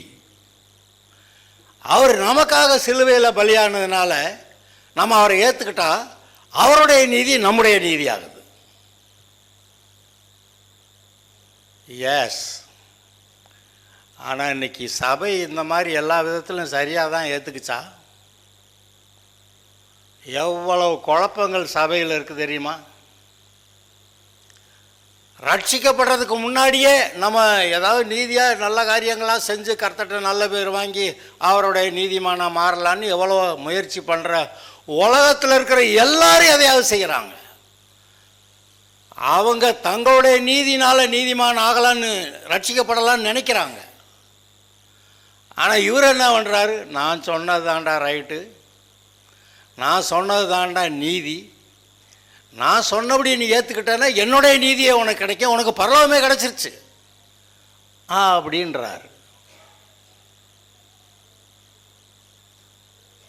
அவர் சொன்னது தான் ரைட்டு, அதுதான் அவருடைய ரைச்சஸ்னஸ், நீதி. அதை நம்ம ஏற்றுக்கிட்டா அவருடைய நீதி நம்முடைய நீதியாக மாறுது. அப்போ எதை அவர் என்ன சொன்னாரோ அதை ஏற்றுக்கிட்டா தானே. அவர் ஒன்று சொல்ல நம்ம ஒன்று சொல்ல, இல்லைல்ல ஆண்டவரே இந்தா நான் நல்லான்னு நீதிமான் ஆகிறதுக்கு நான் என்னமோ செய்கிறேன் ரட்சிக்கப்படுறதுக்கு. அதையெல்லாம் பைபிள் என்ன சொல்லுது, செத்த கிரியைகள்னு சொல்லுது. எபிரேயர் 6 முதல் 2 வசனங்கள். எபிரேயர் 6 முதல் 2 வசனங்கள். ஆகையால் கிறிஸ்துவை பற்றி சொல்லிய மூல உபதேசங்களை அடிப்படையாக மறுபடி என்னத்தையா போய் சொல்லிக்கிட்டு இருக்கிறதா அப்படின்னாலும் அது வேணும்ப்பா அப்படின்ட்டு என்ன சொல்கிறாரு, செத்த கிரியைகளுக்கு நீங்களாகும் மனம் திரும்புதல். செத்த கிரியைகள்னு சொல்லுது. இவன் தான் நீதிமான் ஆக்கிறதுக்கு, தான் நீதிமான் ஆகி கடவுள்கிட்ட ரட்சிப்பு பெறதுக்கு, கடவுளுடைய பிள்ளை ஆகிறதுக்கு, பரலோகம் போகிறதுக்கு இவன் என்னமோ செய்கிறானா. அதை பைபிள் சொல்லுது செத்த கிரியைகள்னு. நீ பாவத்தை விட்டு மனம் திரும்பாமே நல்ல காரியம் செய்கிறேன்ற, அதை எப்படி ஏற்றுக்கிற முடியும்? அப்போ மனம் திரும்பினா அந்த செத்த கிரியைகள்லேருந்து நம்ம விடுதலை ஆகிறோம். நாம் கர்த்தர்கிட்ட மனம் திரும்பி கர்த்தருடைய பிள்ளையாக வந்தால் அந்த செத்த கிரியைகள் அதிலிருந்து விடுதலை ஆகிறோம். அது எதை செத்த கிரியைன்றாரு? அவன் ரட்சிக்கப்படுறதுக்கு நான் என்னென்ன செய்யணும் அப்படின்னு சொல்லி கேட்டு கணக்கு பண்ணிக்கிட்டு இருக்கிறான். அதெல்லாம் செஞ்ச ஒருத்தன் ஆண்டவர்கிட்ட கேட்குறான், நான் இதெல்லாம் சிறு பிள்ளையிலேருந்து கரெக்டாக செஞ்சு வந்திருக்கிறேன், இப்போ நான் ரட்சிக்கப்பட என்ன செய்யணும்? இது எப்படி? நீர் சொன்ன கற்பனைகள் எல்லாவற்றையும் நான் ஆரம்பத்திலேருந்து கரெக்டாக செஞ்சுருந்துருக்கிறேன், இப்போ நான் ரட்சிக்கப்பட என்ன செய்யணும்? நியாயப்பிரமாணத்தின்படி செஞ்சுட்டேன்ட்டான். பவுல் கூட சொன்னான், நியாயப்பிரமாணத்தின்படி நான் குற்றஞ்சாட்டப்படாதவன். அவன் குற்றஞ்சாட்டப்படாதவன்கிறதுனால ரட்சிக்கப்பட்டானா? தேவனுடைய நீதி இவனுக்கு வந்துச்சா? ஒன்றும் இல்லை. ஐயையோ நான் நீதிமான்னு சொல்லிட்டேன்னா நான் செத்தேன், எனக்கு ரட்சிப்பே கிடையாது. அதனால் ஆண்டவரே பாவிகளில் பிரதான பாவி நான், ஆண்டவரே என்னை ரட்சியும் அப்படி கேட்டான். வாசிருக்கீங்களா? அப்போ தேவன் ஏதோ ஒன்று நீதின்னு சொல்கிறாரா, அதை விட்டுவிட்டு இவங்க வேற, அவங்க நியாயப்பிரமாணத்தினால நீதிமானாகி நான் ரட்சிக்கப்படுறேங்கிறாங்க. அங்கே தான் அடி. அங்கே விருத்த சேதனத்தை செஞ்சுட்டு நான் தேவனுடைய நீதியை பெற்றுக்கொண்டு தேவனுடைய பிள்ளை ஆகிறேன் ரட்சிக்கப்படுறேங்கிறாங்க. கிடையாது.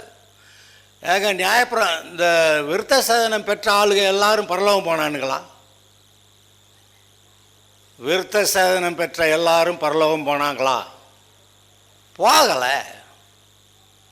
நான் கேட்குறேன், அண்ணா காய்பா அந்த பிரதான ஆசாரியர்கள் இருந்தாங்களே, அவங்க கூட இருந்த இந்த சென்ஹேட்ரின் 70 பேர் இருந்தாங்களே, எவனாவது விருத்த சேதனம் பண்ணாத ஆளா? அத்தனை பேர் விருத்த சேதனம் பண்ணால், அத்தனை பேரும் நியாயப்பிரமாணத்தின்படி கணக்கு பண்ணிக்கிட்டு இருக்கிறான். நான் கரெக்டு இப்படி தான் அப்படின்னு அத்தனை பேர் நரகம் போனான் பாருங்க.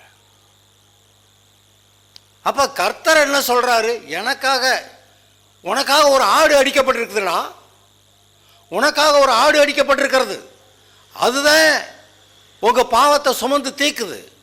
இந்த உலகத்தின் பாவத்தை சுமந்து தீர்க்கிற தேவ ஆட்டுக்குட்டி. சமாரியர் சொல்கிறாங்க, அவர் தான் மேசியான்னு, உலக ரட்சகர்னு எங்களுக்கு தெரிஞ்சிருச்சுன்றாங்க. அப்போ அவங்களுக்கு என்ன தெரிஞ்சிருச்சு? அது நீதி. இவர் தான் மேசியா, பாவத்துக்கு பலியாக வந்தவர், அவர் தான் உலக ரட்சகர். அவனுக்கு சமாரியாக்காரனுக்கு தெரிஞ்சிருச்சு, இந்த சூரப்புலிகளுக்கு தெரியலை. இயேசுவை சிலுவையில் அரைஞ்சு விட்டாங்க. யார்? விருத்த சேதனம் பெற்ற ஆளுங்க, நியாயப்பிரமாணத்தை கடைப்பிடிச்ச ஆளுங்க இயேசுவை சிலுவையில் ஏற்றிட்டாங்க. அப்போ எது நீதின்னு அவங்க என்ன நினச்சாங்க? ரட்சிக்கப்படுறதுக்கு என்ன செய்யணும், எப்படி நீதிமாகணும்னு என்ன நினச்சாங்க? விருத்த சேதனம், நியாயப்பிரமாணம், போ அவ்வளோ தீர்ந்துச்சுன்றாங்க. ஆனால் இவனுடைய ரட்சிப்புக்காக கொடுக்கப்பட்டது ஒரு ஆடு. ஆதாம் முதல் இயேசு வர வரைக்கும், அது வரைக்கும் இயேசுக்கு நிழலாக இருந்த ஆடுகள். எகிப்து தேசத்தில் ஒரு ஆடு அடிக்கப்பட்டது. என்ன ஆடு அது? பஸ்கா. ஆபிரகாமோட ஆடு அடித்தான், உடன்படிக்கையின் ஆடு இயேசு. அந்த இயேசு கிறிஸ்து மூலமாக தான் ரட்சிப்புங்கிறத விட்டுட்டு விருத்த சேதனத்தையும் 10 கட்டளை, நியாயமான பிரமாணங்கள், நியாயம்தான் அது. அது நான் அநியாய பிரமாணமா இல்லை, நியாயமான பிரமாணங்கள். அந்த 10 கட்டளை அதை பிடிச்சிக்கிட்டு நான் நீதிமான் ஆகிறேன்னா கிடையாது, அது தப்புன்றாரு. ஆனால் கொஞ்ச நாளைக்கு முன்னால் அந்த இயேசு கிறிஸ்து வர வரைக்கும் விருத்த சேதனம் பண்ணலையா அவனை கொல்லும்பார். அவன் நியாயப்பிரமாணத்தை கடைப்பிடிக்கலையா அப்போ வேறு தெய்வத்துக்கிட்ட போனானா அவனை கொல்லும்பார். ஆனால் இயேசு அந்த ஆடுகளுக்கு நிழலாக அந்த ஆடுகள்லாம் நிழல், இயேசு நிஜம். இயேசு மனிதனுடைய பாவங்களுக்கு சிலுவையிலே பரிகாரம் செய்த பிறகு அது எல்லாத்தையும் போட்டு தள்ளிட்டார். எது? அந்த விருத்த சேதனமும் வேண்டாம், 10 கற்பனைகள், நியாயமான பிரமாணம், நியாயப்பிரமாணமும் வேண்டாம். ஆலய ஆராதனையில் அந்த ஆசரிப்பு கூடாரம், ஆலயம் எல்லாம் ஒரே மாதிரியான அமைப்பு. அதில் போய் ஆலய ஆராதனையில் ஆடு செலுத்துகிறேன், அங்கே அந்த பிரதான ஆசாரின் ரத்தத்தை எடுத்துகிட்டு போய் இங்கே உள்ளே தெளிப்பேன், எல்லாத்தையும் காலி பண்ணிட்டார். இயேசு வந்து விட்டார். ஆதலால் பழைய ஏற்பாட்டு எல்லாம் நீக்கப்பட்டது. இயேசு நிஜ ஆடா, நிஜமான உலகத்தின் பாவத்தை சுமந்து தீர்க்கிற தேவ ஆட்டுக்குட்டியா வந்தார். அங்கே அன்னைக்கு அவங்க அந்த ஆலயத்தை கட்டின போது, அவங்க அந்த ஆசரிப்பு கூடாரத்தை செஞ்ச போது, அதிலெல்லாம் மொத்தமாக அங்கே சொல்லப்பட்டபடி இஸ்ரவேலுக்காக மட்டும், ஆபிரகாமுடைய சந்ததிக்காக மட்டும், அதில் இஸ்ரவேல் சந்ததிக்காக மட்டும் கொடுக்கப்பட்டிருந்தது. ஆனால் இவர் யார்? உலகத்தின் பாவத்தை சுமந்து தீர்க்கிற தேவ ஆட்டுக்குட்டி, உலக ரட்சகர். இவர் நான் உலக ரட்சகர்னா இல்லை, நாங்கள் இஸ்ரவேலர், ஆபிரகாம், எங்களுக்கு மட்டும்தான் அப்படின்னு இவங்க சொல்லிக்கிட்டு இருக்கிறாங்க. அது ரைட்டா? அது ரைட் இல்லை. இவங்க சொல்கிறது சரியில்லை, ரைட் இல்லை. அதனால ரைச்சஸ்னஸ் கிடையாது. தேவன் என்ன சொன்னாரோ அதுதான் ரைட்டு. ஹலோ, அவர் தான் ரைட்டு, அவர் சொன்னதான் ரைட்டு, அதுதான் ரைச்சஸ்னஸ், அதுதான் நீதி. அவருடைய நீதி நம்முடைய நீதி ஆகுது. அந்த பலி செலுத்துறதுல மட்டும் இல்லை, மற்ற எத்தனையோ கற்பனைகள், 10 கற்பனைகள்லாம் அவர் சொன்னது தான். அது இன்றைக்கி நம்ம மீறலாமா? மீற விட மாட்டார். அதை காட்டிலும் கிறிஸ்துவின் சட்டங்கள், கிறிஸ்துவின் கற்பனைகள், அது நம்முடைய இருதயத்தில் எழுதி வச்சுட்டேன்ட்டார். எங்கேயும் போய் படிக்க வேண்டாம், மனப்பாடம் பண்ண வேண்டாம், உள்ள இருதயத்தில் எழுதி வச்சுட்டேன்ட்டார். அப்போ கிறிஸ்துவின் கற்பனைகள் இதான் சரி அப்படின்னு சொல்கிறாரு.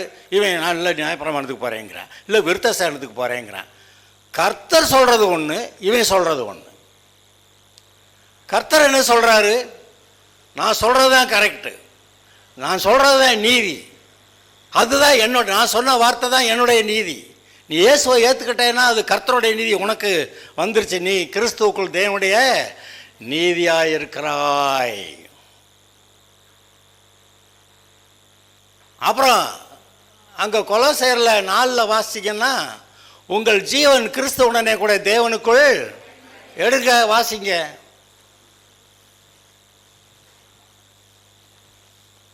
கொலோசையர் 3:1.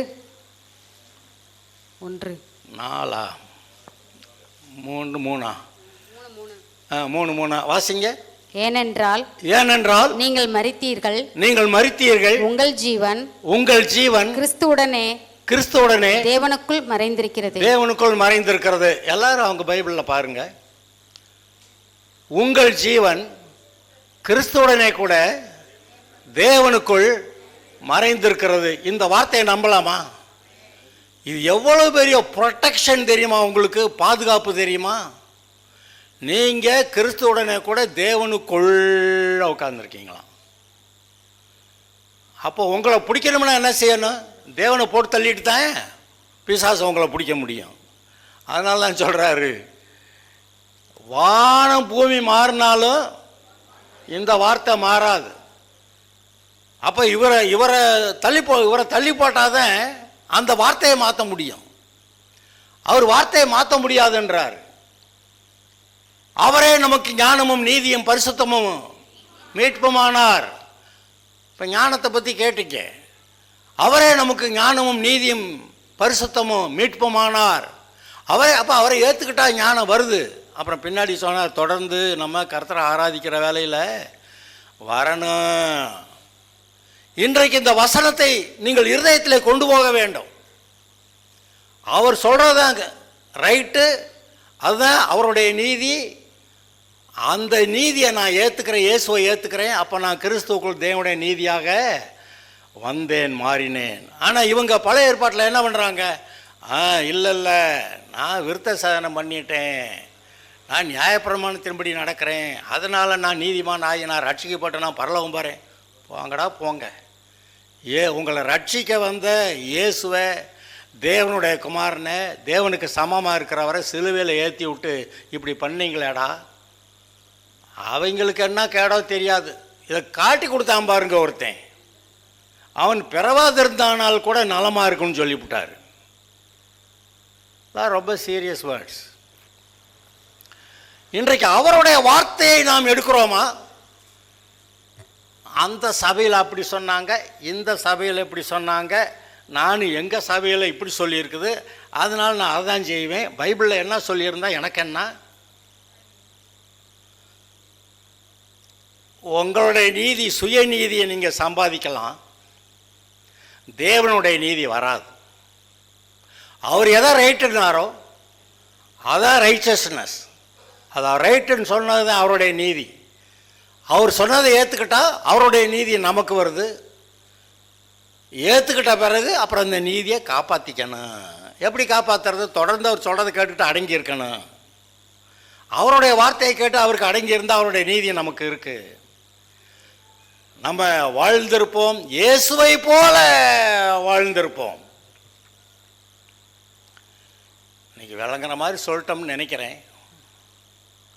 இதையும் கூட யூடியூப்பில் பின்னாடி போய் கேளுங்க.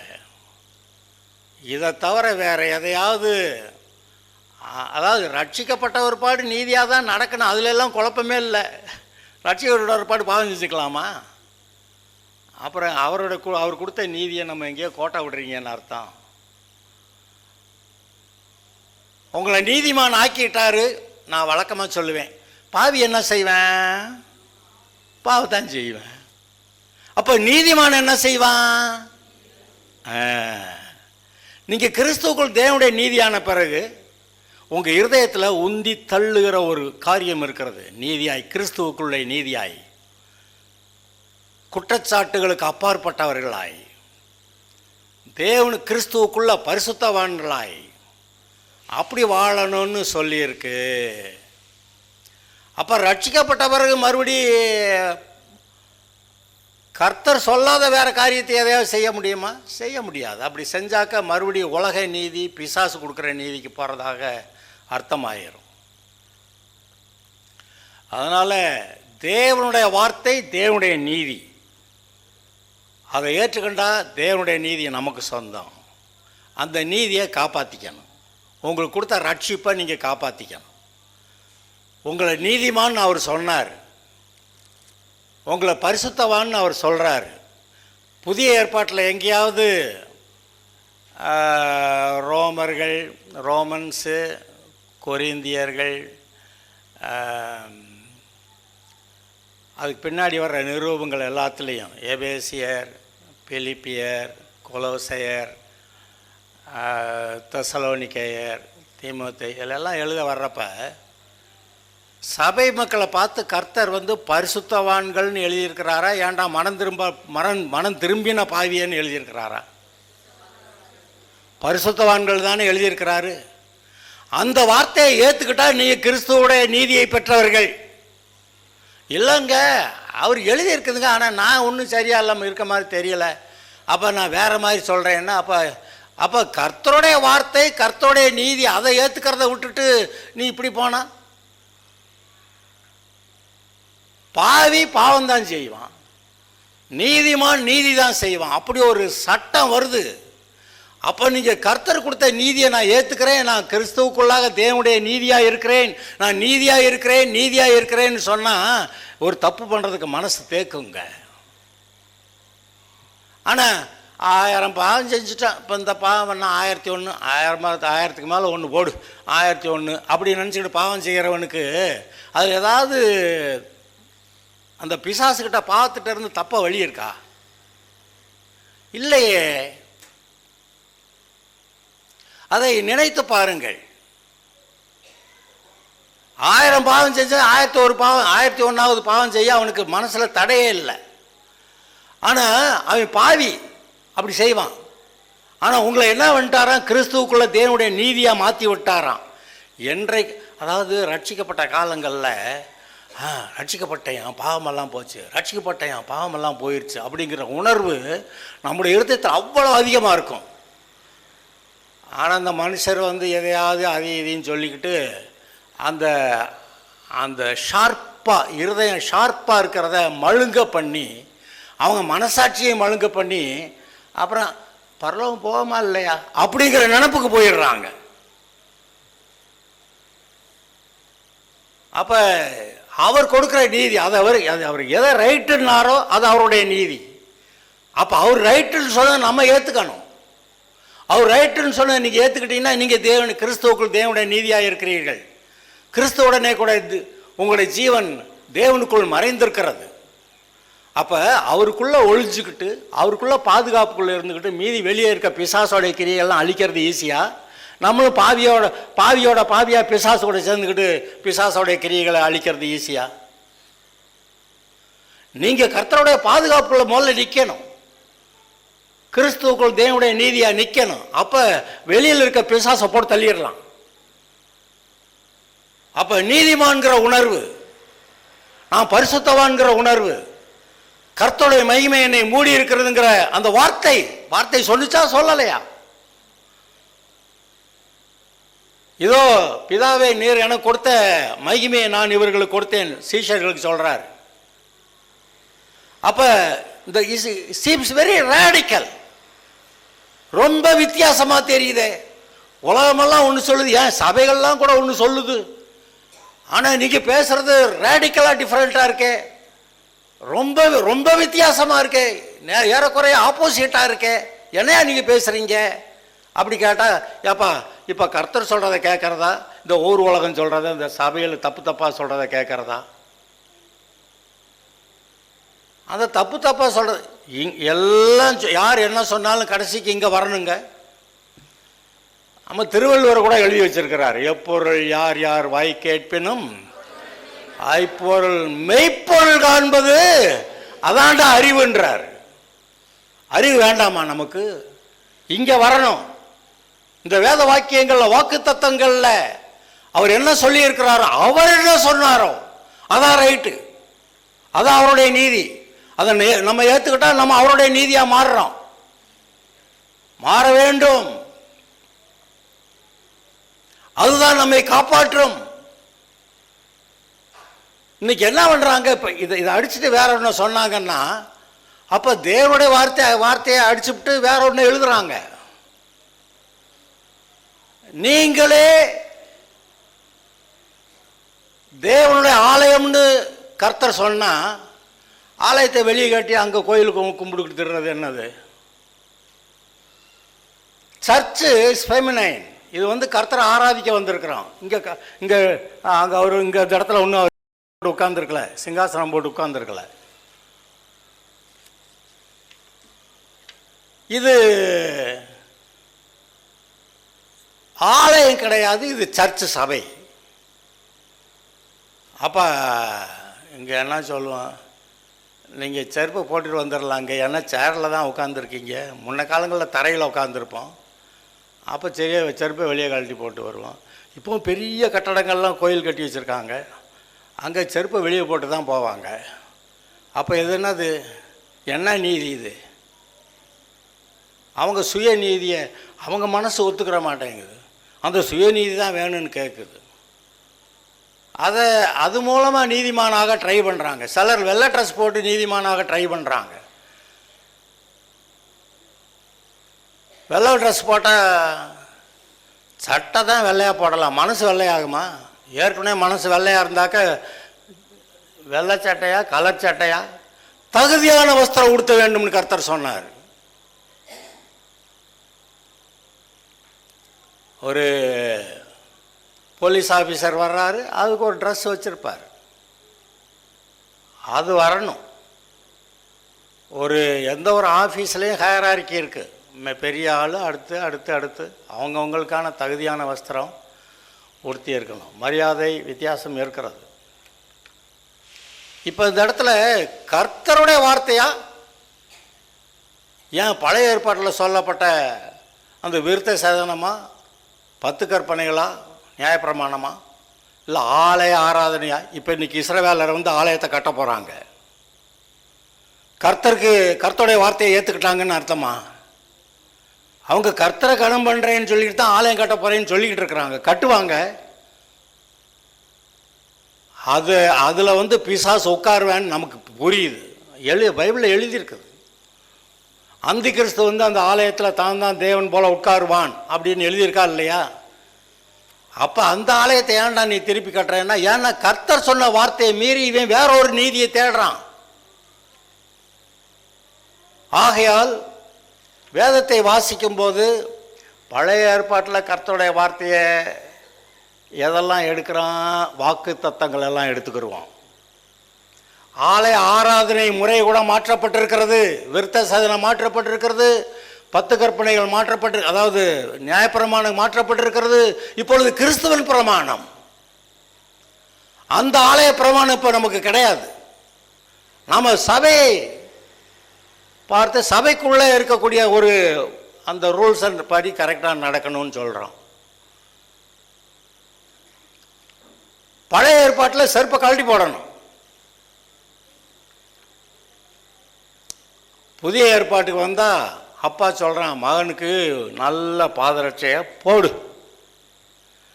மோதிரத்தை கொண்டு போடு. இங்கே நகை அவுக்கணுன்றாங்க, அவங்க மோதிரத்தை கொண்டு போடு. அப்பா சொல்கிறார் பிள்ளைக்கு. எப்படி தான் அதை கர்த்தரை ஒன்று சொன்னால் ஏட்டிக்கு போட்டு எதையாவது செய்கிறது.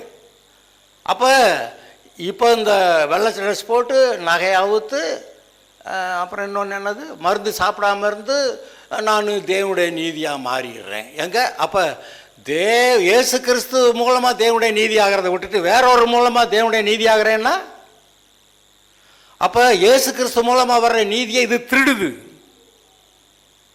இது திருடுதுங்க. அப்போ கர்த்தருடைய வார்த்தை என்ன சொல்லுகிறது என்று நீங்கள் கவனியுங்கள். சும்மா ஊரில் உலகத்தில் எல்லாம் சொன்னதெல்லாம் கேட்டுட்டு ஆமாங்க ஆமாங்க என்ன ஆமாங்க. கர்த்தர் சொல்லுகிறார், அவருடைய வார்த்தையை நீங்கள் கவனியுங்கள். தேவனுடைய வார்த்தை உங்களை ரட்சிக்கிறது, தேவனுடைய பிள்ளையாக்குகிறது. தேவனை ஆராதிப்பதற்கு நீங்களே தேவனுடைய ஆலயமாக இருக்கீங்க. அப்புறம் தேவனை ஆராதிக்கிறதுக்குன்னு இப்போ சபை கூடி வருதல், இப்போ ஆராதனையை பற்றி பண்ணிக்கு நீங்கள் கேட்டீங்க.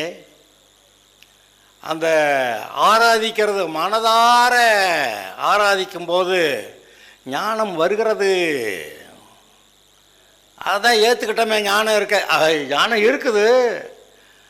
ஆனால் ஜெபமும் ஆராதனையும் தொடர்ந்து கர்த்தருடைய சமூகத்தில் அங்கே இருக்க வேண்டும். அப்போ தான், அதாவது பெட்ரோல் தீர்ந்து ஒரு பண்ணு மாதிரி பெட்ரோல் போட்டுக்கிற மாதிரி ஒவ்வொரு நாளும் காலையில் நல்லா எழுந்து ஜெபம் பண்ணி பரிசுத்த அல்லேலூயா அப்படி சொல்லி போனாலும் சாயந்தரம் திரும்பி வர்றப்போ கொஞ்சம் சத்துக்கட்டு போய் தான் இருக்குது.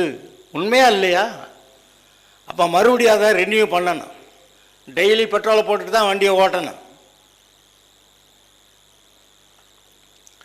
ஆவிக்குரிய பெட்ரோல் அபிஷேகமும் வார்த்தையும். அது வேணுங்க. இங்கே ஒரு கூட்டம் இருக்குது, அதெல்லாம் இல்லை, பரிசுத்தாவி அபிஷேகமும் வரங்களும் அதெல்லாம் ஒன்றும் இல்லைன்னு சொல்கிற ஒரு கூட்டமும் இங்கே இருக்க தான் செய்யுது. ஆமாமாங்க, அதுதான் சரின்னு நம்ம சொல்ல முடியுமா? அட படா கிறுக்கு பயலேன்னு கர்த்தர் சொல்லிடுவார்.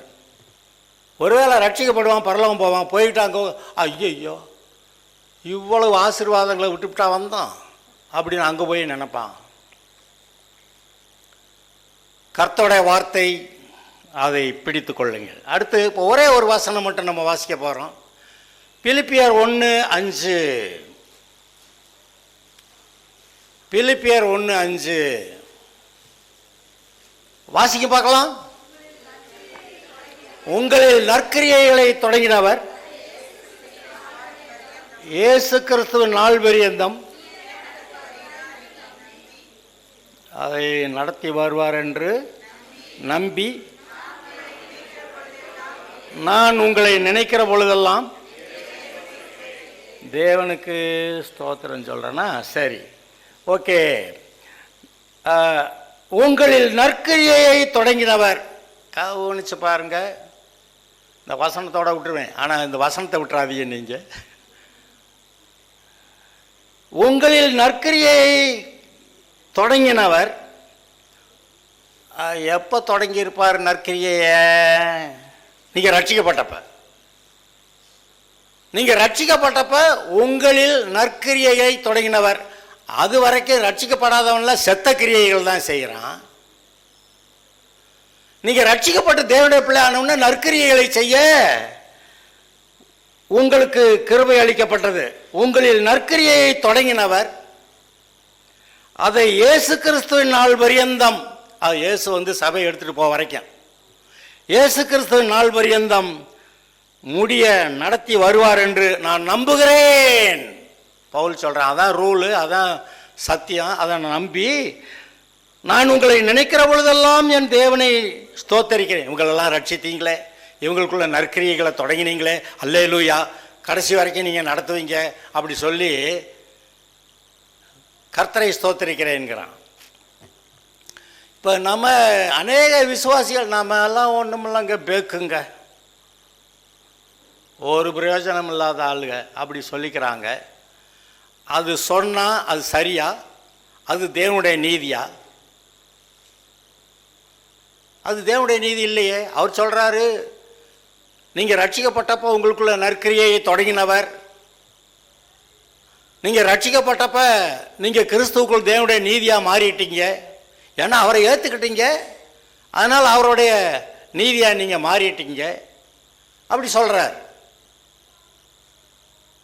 நற்கிரியையை தொடங்கினவர்னு சொல்லி இயேசு கிறிஸ்து வர வரைக்கும் நம்ம சொல்லிக்கிட்டு இருக்கோமே, இயேசு வர்றப்ப பறந்து போவேன். அப்படி அவர் வருகிற வரை நமக்குள்ளே அந்த நற்கிரியை தொடர்ந்து நடத்துவார் என்று நம்பின்றான். அதான் ரூல். நம்ம அதை உணர்றதே இல்லை, நாம ஒன்றும் இல்லைங்க. அப்பயே பிசாசு போட்டு தள்ளிட்டான் உங்களை. கர்த்தருடைய வார்த்தை அவருடைய நீதிங்கிறது போல பிசாசுடைய வார்த்தை அதை எடுத்துக்கிட்டாக்க அந்த சொல்கிற பாவத்தனம் நமக்குள்ளே வருது. ஏதோ ரட்சிக்கப்பட்டான் பரலோகம் போகிற நம்பிக்கை மட்டும் இருக்குது. மீதி எல்லாத்தையும் எதையாவது சொல்லி போடுத்தாள்றேன், நம்மளும் அதை கேட்டுட்டு ஊன்னு இருக்கிறதா? இப்போ கர்த்தருடைய வார்த்தையா பிசாசோ உலக மனிதர்கள் மூலமாக பிசாசு சொல்கிற ஐடியாவோ, அதை எதை ஏற்றுக்கிறது? தேவனுடைய வார்த்தை. நீங்கள் ரட்சிக்கப்பட்ட போது உங்களுக்குள் நற்கிரியை ஆரம்பித்தவர். நீங்கள் ரட்சிக்கப்பட்டாவது இருக்கிறீங்க அடிப்படையாக. அப்புறம் கர்த்தருடைய வசனத்தின்படி நடக்க முயற்சிக்கிறீங்க. அப்புறம் அவருடைய வாக்கு தத்தங்களை சொல்லி சொல்லி அதெல்லாம் பெற்றுக்கொள்ளணும்னு முயற்சிக்கிறீங்க, ஜெபம் பண்ணுறீங்க. இதெல்லாம் நற்கிரியை இல்லையா? அதை கொஞ்சம் கவனமாக அந்த வசனத்தை கவனிச்சாக்க அதன்படி நீங்கள் அந்த நன்மைகளை சுதந்திரிப்பீர்கள். அவர் கொடுத்த வேலைகளை செய்து முடிப்பீர்கள். உங்களை எதற்காக அழைத்தாரோ அதை செய்து முடிப்பீர்கள். நீங்கள் சாதாரணப்பட்ட ஆள் கிடையாது. தேவனுடைய பார்வையிலே நீங்கள் விளையாட பெற்றவர்கள். ஆதலால் அதை பிடியுங்கள், அதை பிடித்து கொள்ளுங்கள். நான் கிறிஸ்துவுக்குள் தேவனுடைய நீதியாக இருக்கிறேன். அவருடைய கிரியைகளை நான் நடப்பிக்கும்படி தேவனால் பிடிக்கப்பட்டிருக்கிறேன். அவர் எனக்குள்ளிருந்து அபிஷேகம் தந்து வார்த்தையை கொடுத்து வழி நடத்தி எனக்கு நிர்ணயிக்கப்பட்ட லக்கிலே நான் போய் சேரும்படி என்னை வழி நடத்துகிறார். இந்த பூமியிலே தேவனுடைய பிள்ளையா இருக்கிறதை குறித்து மேன்மை பாராட்டுகிறேன். அவர் என்னை பிள்ளையாக்கினார், கிறிஸ்துவுக்குள் தேவனுடைய நீதியாக்கினார், பரிசுத்தமாக்கினார். அவருடைய மகிமை என் மேல் இருக்கிறது. ஆகையால் நான் இப்படி தேவனுடைய பிள்ளையா இருக்கிறதை குறித்து மேன்மை பாராட்டுகிறேன். வேற எதை குறித்து மேன்மை பாராட்டக்கூடாதுன்னு பைபிள் சொல்லுது. ஆனால் நீங்கள் தேவனுடைய பிள்ளையா இருக்கிறீங்க, அப்படி நீங்கள் அதை அறிஞ்சிருக்கீங்க குறித்து நீங்கள் மேன்மை பாராட்டலான்னு சொல்லுது. அப்போ பெருமை பாராட்டுறதை பற்றி சொல்லலை. பெருமைங்கிற வார்த்தை வேறொன்று காரியத்துக்கு போடப்படுகிறது. பெருமை உள்ளவர்களுக்கு தேவன் இங்கே என்ன சொல்கிறாரு? அவருடைய பிள்ளையாக இருக்கிறோம்னு அதை அறிந்து நீங்கள் கிறிஸ்துவுக்குள் தேவனுடைய நீதியாக இருக்கிறீர்கள். நீங்கள் ரட்சிக்கப்பட்ட நாள் முதல் தேவனுடைய நற்கிரியைகள் உங்களிடத்தில் ஆரம்பித்து தொடர்ந்து நடந்து கொண்டு இருக்கிறது. ஒருவேளை இந்த விவரம் தெரியலன்னா பேக்கு மாதிரி போயிட்டுருப்போம். கிறிஸ்தவர்கள் தான், விசுவாசிகள் தான் தேவனுடைய பிள்ளைங்க, ஆனால் பேக்குங்க. அப்படி இருக்க சொல்ல கர்த்தர் அனுமதிக்கலை.